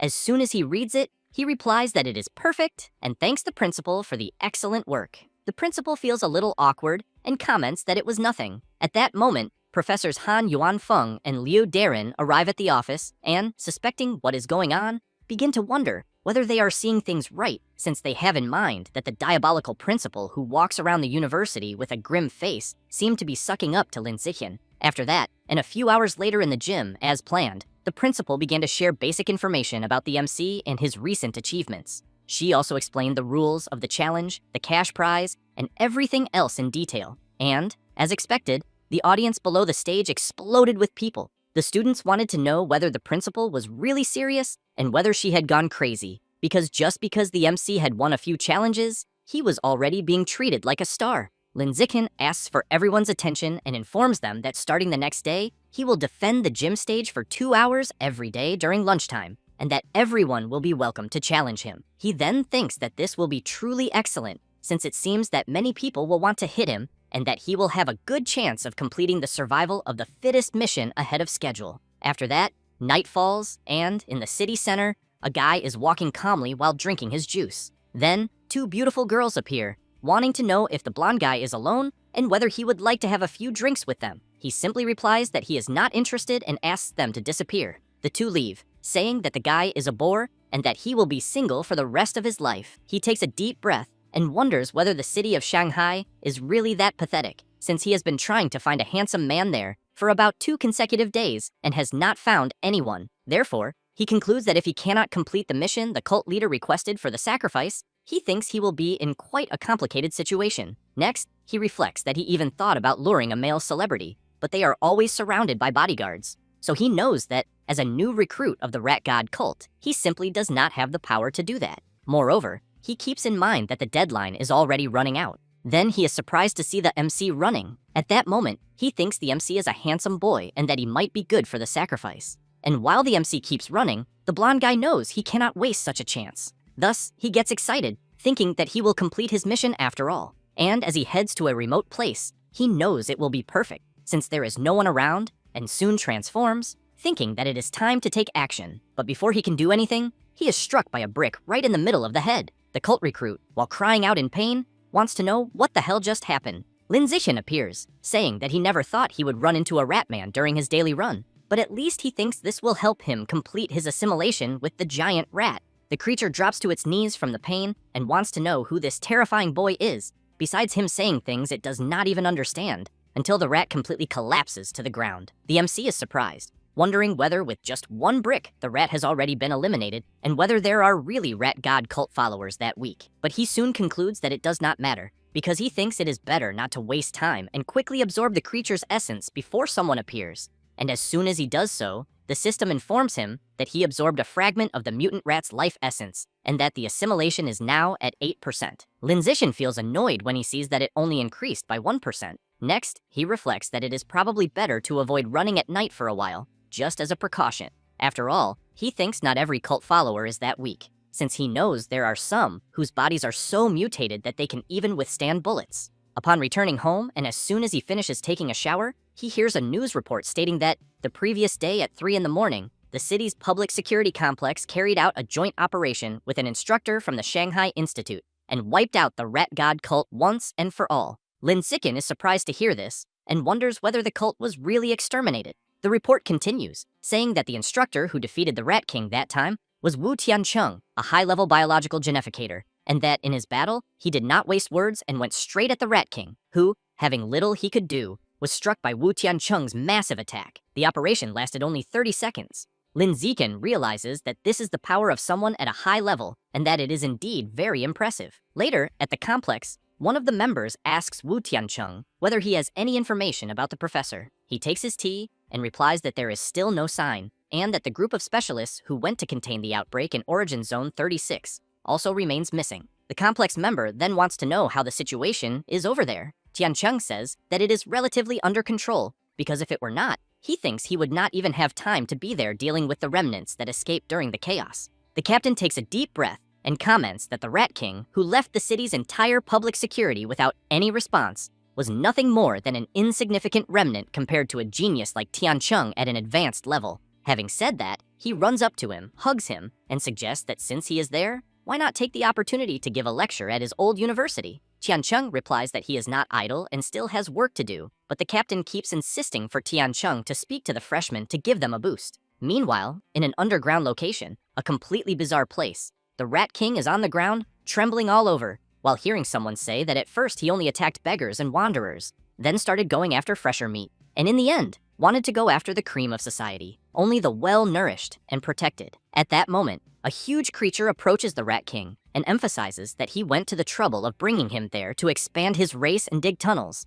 And yet, the Rat King came up with this idea of devouring humans, drawing a lot of attention. A massive mutant orc raises his foot and tells the Rat King to speak the truth, then asks whether he does not think he deserves to be eliminated. The Rat King starts trembling even more with fear, and, with a shaky voice, begs his master to give him one more chance. The orc replies that maybe it is even worth thinking about, but makes it clear that the Rat King will have to pay the price for the failure. As soon as he takes one of the creature's eyes, he comments that he knows rat eyes are stinky, but while eating, emphasizes that they are quite delicious. Next, he grabs the Rat King and makes it clear that he is quite intelligent, since he was hiding behind the scenes while letting his brother act as the Rat King and be eliminated by him. And while bringing his hand close to the creature's eyes, he emphasizes that if he does not obediently dig a tunnel, he will be eliminated. The next day, the MC is walking around the school, and the students want to know if he is not the guy who dared to challenge everyone to a duel. Lin Zikin is attentive, fiddling with his phone, as he is looking at information about the 9 fugitives of the Rat God cult,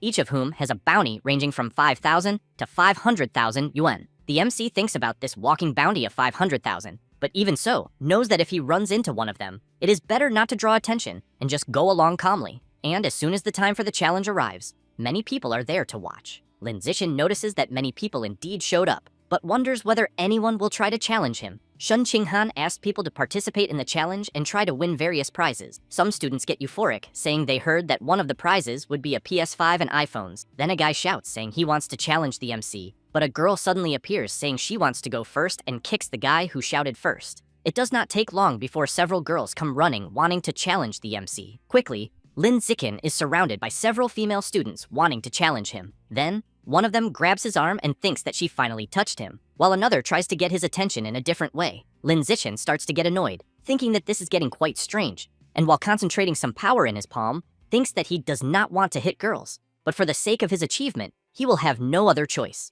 Thus, he lands the first attack on one, then another, and finishes off the rest, and soon apologizes to all of them. After defeating them, he sees the progress on his system, which is at 309 points out of a maximum of 1,000. The girls get up from the ground and shout, wanting a rematch. But the MC becomes serious and makes it clear that people who have already been defeated will not be able to fight again, which makes all the girls think he is being quite mean with this decision. Then some older students get nervous and want to know whether the MC will keep this courage after facing them. However, as expected, Lin Zikin defeats each one with just a single punch. And, after some time, he defeats several and soon asks who will be next, until a guy appears saying he wants to try. As he jumps into the ring, the students comment that he is the emperor of the second-year elite class, Yan Xiaoshuan, and soon want to know which of the two will win. One of the students replies that he thinks it will be Yan Xiaoshuan, since the common and elite classes of the second year are at a completely different level, because in the previous year, Yan Xiaoshuan defeated an entire class by himself, but in the end, he was defeated by Chen Wuxing, who was a year older. As soon as he enters the ring, Yan Xiaoshuan tells the MC that he was once arrogant just like him, then emphasizes that only after getting beaten up did he learn that there is always someone stronger. Lin Zikin just stays quiet, And while Yan Xiaoshuan keeps talking a lot, the MC asks the professor if he can start, and he answers yes. Thus, without wasting time, Lin Zichen lands a flying kick right in the middle of Yan Xiaoshuan's face, sending him flying out of the ring. The kick was so strong that the student was pinned to the wall. The MC feels quite disappointed, thinking that the guy was actually very weak after all. The surrounding students are left perplexed, unable to believe what they just saw. At that moment, someone starts clapping, and soon everyone realizes it is Chen Wuxing, and they think he is there just to take revenge on Yan Xiaoshuan, besides knowing that the fight will be very good, since Chen Wuxing is the number 1 in the school. Lin Zichen, upon hearing that the guy clapping is number 1, starts wondering whether the situation he is in is not one of those where someone beats up the kid, and then the older brother comes to settle the score. Quickly, the big guy enters the ring saying that he did not expect Yan Xiaoshuan to lose to the MC, but Lin Zichen does not even care, and asks the professor if they can already start the fight. Chen Wuxing goes crazy with rage, calling the MC and saying that he has not finished talking yet, but the professor starts the fight anyway. Thus, as he charges forward with everything, Chen Wuxing says that apparently the MC will have to get beaten to be able to listen to him. And when their blows collide, an immense power echoes throughout the entire arena, but the MC apologizes, saying he is in a hurry, then applies more force to his strike, which sends Chen Wuxing flying away. He cannot believe the boy's strength and shouts that this is impossible. All the students around freeze in fear at the same time, but Lin Zichen tells them to stop making stupid faces and hurry up and come face him. A student among the others wants to know if the MC is really challenging him. He answers yes, and emphasizes that he has not fought yet. While climbing into the ring with great fear, he asks Lin Zichen to be gentle. The MC thinks that since the student had the courage to face him, he thinks he will have a chance to win one of the prizes. But as soon as the professor announces the start of the fight, the MC defeats the guy with just one blow, gaining another point in the progress of the survival of the fittest achievement. The students suddenly get excited and shout that because the MC is awesome, they think it will not be shameful to lose to him, and that they really want to win one of the prizes. And so, they begin to climb into the ring one by one. In the same way, Lin Zichen defeats everyone with just one blow, until the system informs that, in the most primitive method of formal competition known to living beings, the MC defeated 1,000 different opponents and had the mission completed. Lin Zichen gets very excited when he sees that he finally managed to obtain the biological attribute of survival of the fittest. He also sees that survival of the fittest increases the damage he deals to other living beings, but unfortunately, it does not specify exactly how much the damage increases. Next, he jumps out of the ring and informs that the tournament is over and that everyone can go home. Then, he takes Shen Qinghan by the hand and leaves. Upon returning to the school, they go to the principal's office. She laughs, congratulates the MC, and says that he managed to take the title of number 1 in the school for himself. Having said that, she points out that Lin Zichen even defeated Chen Wuxing with one blow, and therefore wants to know if he is truly hiding his strength. The MC, while drinking some tea, answers that it is just a little, but the principal comments that she thinks it is more than just a little, since Chen Wuxing recently took the special admission exam for the capital's university and managed to lift 690 kilograms with just one hand. Thus, she emphasizes that she would say the MC can lift at least 800 kilograms with just one hand. Lin Zichen comments that the principal's insight is blessed and informs that he can lift 795 kilograms, but knows that he still cannot let her know about his true strength. The principal laughs and says that she knew it, but the MC soon raises his hand and asks about the 8,810 yuan and when they will be transferred. The principal replies that she will transfer it immediately,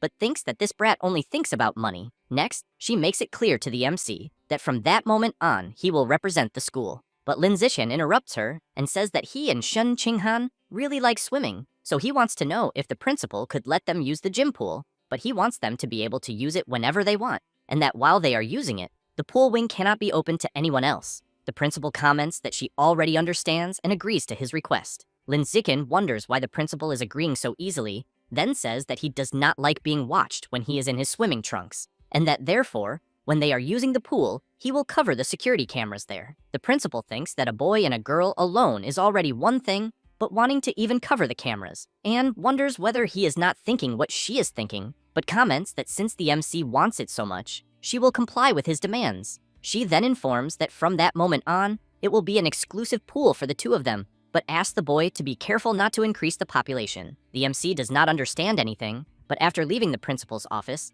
Lin Zichen looks at the key and thinks that now he can finally find out what Shen Qinghan's ability is. Then she comments that she needs to ask him something. Shun Qinghan says that she signed up for a singing competition, and since she got used to the music, she wanted to find someone to help her practice the duet part. So she wants to know if the MC could help her. He answers yes, and she becomes very happy. But Lin Zixin thinks that his friend seems to care a lot about this competition, and that, because of that, he really hopes this will make her more confident. Later, at Shun Qinghan's house, the MC is helping her with the duet. And in the living room, Shun Qinghan's father comments to his wife that the MC and his daughter have already grown a lot, so he wonders whether it is a bit inappropriate for a boy and a girl to be alone in the same room. Xu Meng becomes serious and makes it clear that the two are childhood friends and have played together since they can remember, so she wants to know what right someone his age has to opine about this. Next, she gets even angrier and recommends that her husband worry less about it. He feels embarrassed and immediately apologizes. However, the MC hears all of this, so he comments to Shun Qinghan that they have practiced enough and that it is already time to start studying. Having said that, he informs her that the next day after school, they will go to the pool to get used to the water, but emphasizes that Shun Qinghan needs to remember to bring a swimsuit. After the MC leaves, Shun Qinghan feels a little embarrassed about the pool and, as soon as she goes to her wardrobe, wonders what she should wear. After taking a few swimsuit pieces, she has difficulty choosing which one to use, and, upon picking one of the pieces, thinks that it is very revealing. And when imagining herself wearing it with the MC, she becomes very embarrassed. However, since she knows that Lin Zixin will be the only one there, she decides to go with the swimsuit piece she picked up. The next day, in the pool wing, Lin Zixin is already there and did what he told the principal, covering the cameras. Then he is surprised to hear someone calling him, but soon sees that it is Shun Qinghan. She apologizes for the delay. Lin Zixin tells her to go slowly so she does not slip, but thinks that she looks very cute in the swimsuit. Next, he calls her to enter the water to train. As soon as they enter, they dive very deep. Lin Zixin holds her hand, but something happens that draws Shun Qinghan's attention, so she pokes the MC's arm and makes a hand signal to return to the surface.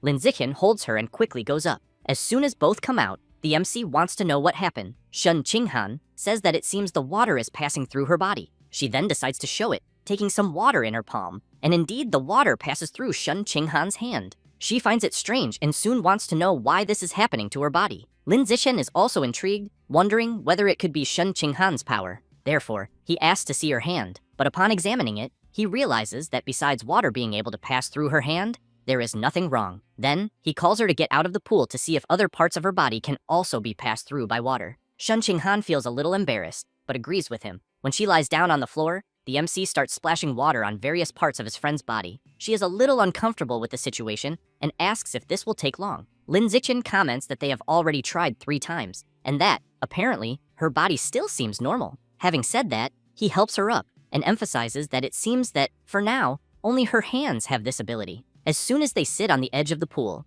Shun Qinghan calls the MC and comments that since she was little, she has never been able to hold it in to go to the bathroom, so she wants to know whether another part of her body might also be permeable to water. Lin Zixin comments that the next time she cannot hold it in, she should remember to tell him, but he soon changes the way he spoke and emphasizes that she should try to feel it for herself and see if any part of her body is in the same situation as her hands. He says this, but keeps thinking that he almost ended up speaking like a pervert. Shun Qinghan thinks that, in other words, she is not a bedwetting girl, but rather a user of some power related to water. And, looking at the MC, she reflects that perhaps someday, when her powers develop, she will be able to stand side by side with Lin Zixin and become his perfect second half. After that, night arrives. The market vendor welcomes someone, but ends up being quite surprised when a black card is thrown in front of her. It is the MC saying that he wants to buy 50 kilograms of tyrant eagle meat, but emphasizes that it should be delivered to the address on the card. And, as soon as he leaves, the vendor realizes that it is the same boy from last time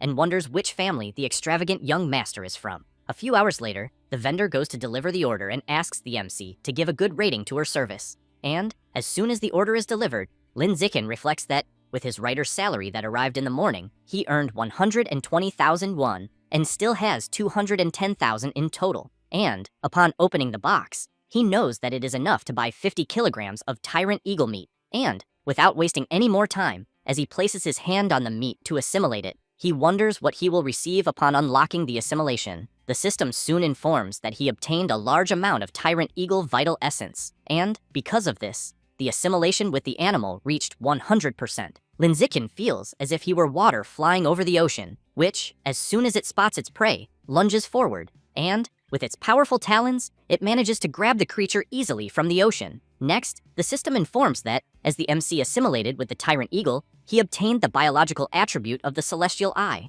which greatly increases the MC's field of vision and panoramic sight. Lin Zixin soon decides to test it, and, from high above, begins observing various people on the city's central street. He then focuses on a guy who is fiddling with his phone and even manages to see what he is viewing on the screen, then realizes that an eagle's vision is indeed very powerful. After that, he returns to his home, and upon going to the living room, sees his parents watching TV. A news report is informing that recently, a third-generation gene modifier suffered a mutation in public, causing hundreds of casualties. The report also shows a meeting in which a man is telling the others that gene fusion is the wrong path, since, throughout history, only monsters desired to obtain a human form, which is precisely why no one wants to become a monster. For, since they managed to find the right path to develop human potential, they will also be able to evolve into superior beings. However, a scientist does not like hearing this very much, and soon stands up, saying that this is all imagination from the man who spoke before. So, he wants to know if he is saying that they should rely on ordinary martial artists, who cannot even block bullets,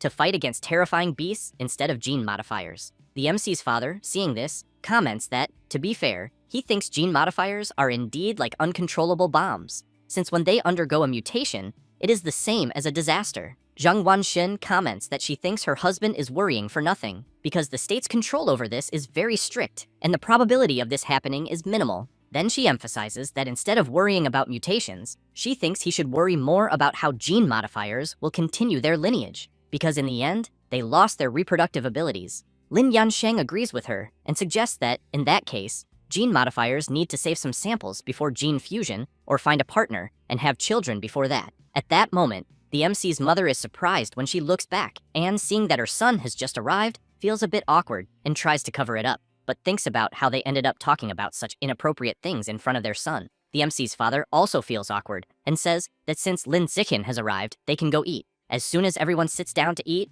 the MC says that his school will have a singing competition the next day, and that Shen Qinghan will participate. The MC's father comments that, then, everyone there needs to go cheer for her. Zhang Wanxin agrees and emphasizes that Shen Qinghan is like a daughter to her as well. While eating, the MC just watches his parents happily. The next day, at the time of Shen Qinghan's singing competition, the MC's father and mother are already there, with a huge sign asking Shen Qinghan to do her best. Meanwhile, the MC is with her in a room, and, while he is doing her makeup, she feels embarrassed and asks why he is watching her. Lin Zixin smiles and replies that it is because she is beautiful, which makes her even more embarrassed. Suddenly, Li Chuxin appears asking if the two of them are already done with their flirting. Shen Qinghan does not know where to hide her face and tries to explain, saying that she only asked for the MC's help because he is good at doing makeup, and emphasizes that they are not flirting there. Li Chuxin laughs and comments that the two are practically a couple, and therefore wants to know why they are playing this little game of disinterest. Lin Zixin grabs the makeup and strikes a pose as if he were a makeup master, and says that skills are never too many. But Li Chuxin runs off, saying that she does not want to be a third wheel, and that she only came to remind them that there are two people ahead of Shen Qinghan, and that it will soon be her turn to go on stage. She says this, and leaves. After finishing doing his friend's makeup, the MC comments that he will leave so she can finish getting ready. Shen Qinghan stands up, embarrassed and with her whole body trembling, and unintentionally bumps into the MC, and, while peeing her clothes, comments that she could not hold it again. Then, as she starts to cry, she wants to know what she will do, because it is almost time for her performance with Li Chuxin, and since she just peed her clothes, she thinks that she will definitely hate her. Lin Zixin asks his friend to stop crying, because it will ruin the makeup. Then the MC looks at a curtain on the window, and immediately gets an idea. So he goes to one of the desks, grabs a pair of scissors, and then pulls down the curtain. After placing it over some tables, he starts cutting. It does not take long, and he soon makes a dress out of the curtain. Then he asks Shen Qinghan to go to the bathroom and change. She comments that it is fine, and that she will change right there, but that he just needs to turn around for a moment. The MC feels embarrassed immediately and quickly turns around. Shen Qinghan starts taking off her clothes, and both feel embarrassed. But soon she finishes changing and asks him to turn around. Shen Qinghan thanks him and emphasizes that maybe it is because she just cried, but that she is no longer so nervous. He asks her to go on stage and sing in a way the world has never seen, and so she starts the show with Li Chuxin. And after everyone has performed, the two of them are announced as the champions of that year's singing competition. Lin Zixin applauds his friend with great pride. Meanwhile, a teacher enters the room where the MC was with Shun Qinghan and immediately wants to know who the bastard was who cut the curtains. The next day, the two of them are cleaning up the mess they made. The MC remembers the teacher asking to consider that as an apology for the curtains and the mess they made in the room. Then he is surprised by a system notification informing him that he completed 1,000 joint events and acquired the biological attribute of the socializing monster. Lin Zixin thinks this was a great unexpected gain. Later, while Shun Qinghan walks down the school hallway with her friends,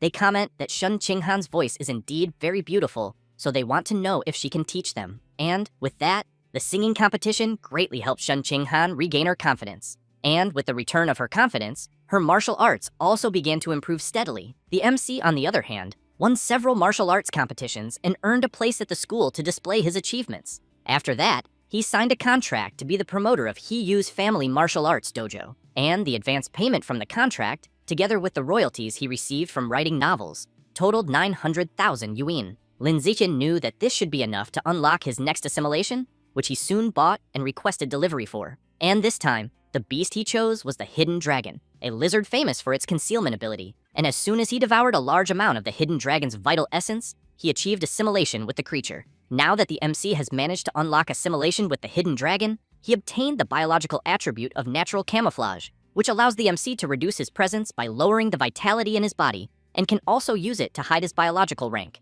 Thus, Lin Zixin knows that he can now diminish his presence, allowing him to avoid or ambush enemies and also conceal his rank. After that, he knew he had already done what he wanted, but that he still had not bought the cake his mother asked for. Then, he hears someone shouting, telling another person not to move. Several public security guards handcuff a woman. One of the guards is Zhang Kai, who immediately recognizes the MC as he passes by him and calls out to him. Lin Zixin is intrigued by one thing, since he notices that the senior's legs have become robotic. He explains that some time ago he failed his university entrance exam and became a delinquent biker for a period, and because of that, he ended up crashing his motorcycle, breaking his legs and having to amputate them. Then he comments that fortunately, he ended up participating in the modification experiment of the Deus Mecha Mechanical Group, emphasizing that he would never have imagined going from a paraplegic person to a mechanically modified person. The MC comments that he understands, but wants to know who the woman being arrested is. Zhang Kai says that the woman is one of the remnants of the rat god cult,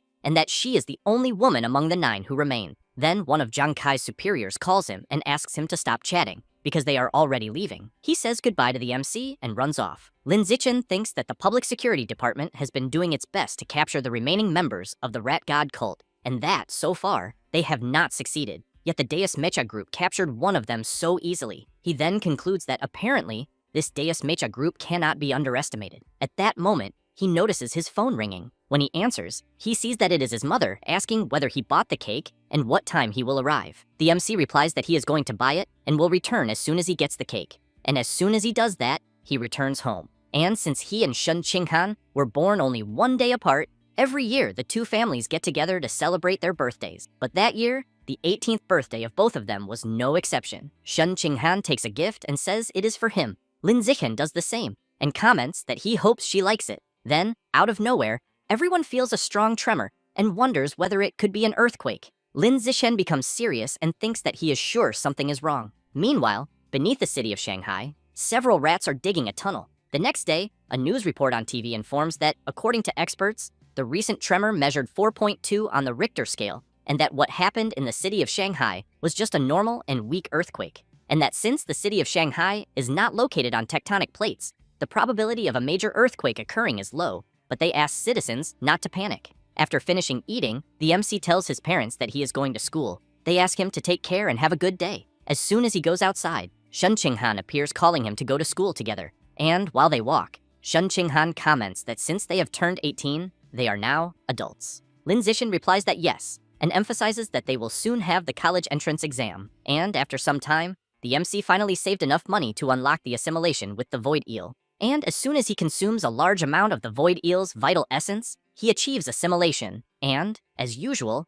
after unlocking assimilation with an animal, Lin Zixin obtains the biological attribute of danger sense, in which, within a certain range, he can sense the hostility of other creatures and is more sensitive to the pressure they emit, making it easier to determine the level of the hostile creature. The MC knows that this should be very useful for preventing sneak attacks, so he soon decides to go to the mall to test this. And, as he had thought, there are practically only normal people there. and because of that, he starts wondering what he should choose for the next assimilation, until he considers that maybe he should obtain the healing ability of the undead worm, but he knows that this is far too expensive, since even with his monthly salary of 100 million yuan as an author, it will not be enough. And because of that, he thinks that apparently he will need to find a way to increase his income after the college entrance exam. Meanwhile, at the university and in the minister's office, she is hearing that the academic performance of the cities in Nanjiang province that year is practically the same as the previous year, and that the city of Tianjin continues to be the leader, followed by Changzhou, Nanwan, Shanghai, Daoshan, and finally, Haiyuan. This is Yuan Dongji, vice director of Shanghai University and the leader of education in Nanjiang province. Next, the professor presents the report on the educational situation of that year in the cities of the province. She takes the floor and says that he did an excellent job, but the professor wants to know what the situation is like within Central Field number 36. She replies that it is more or less stabilized, since she thinks that if it were not, she would not even have time to go check the province's university entrance exam. The professor thinks that this is great, since he believes that if she had not gone there, the entire Nanjiang province would have been finished. Wen Dongji comments that since they are done with the matter, the professor can return to his work. He replies that he understands and emphasizes that she can call him if she needs anything. After he leaves, Yuan Dongji thinks that now that she has stopped to reflect, it has been many years since she last had a disciple. Then she looks out the window and watches the waves of the sea. After that, the martial arts college entrance exam lasts a total of 9 days.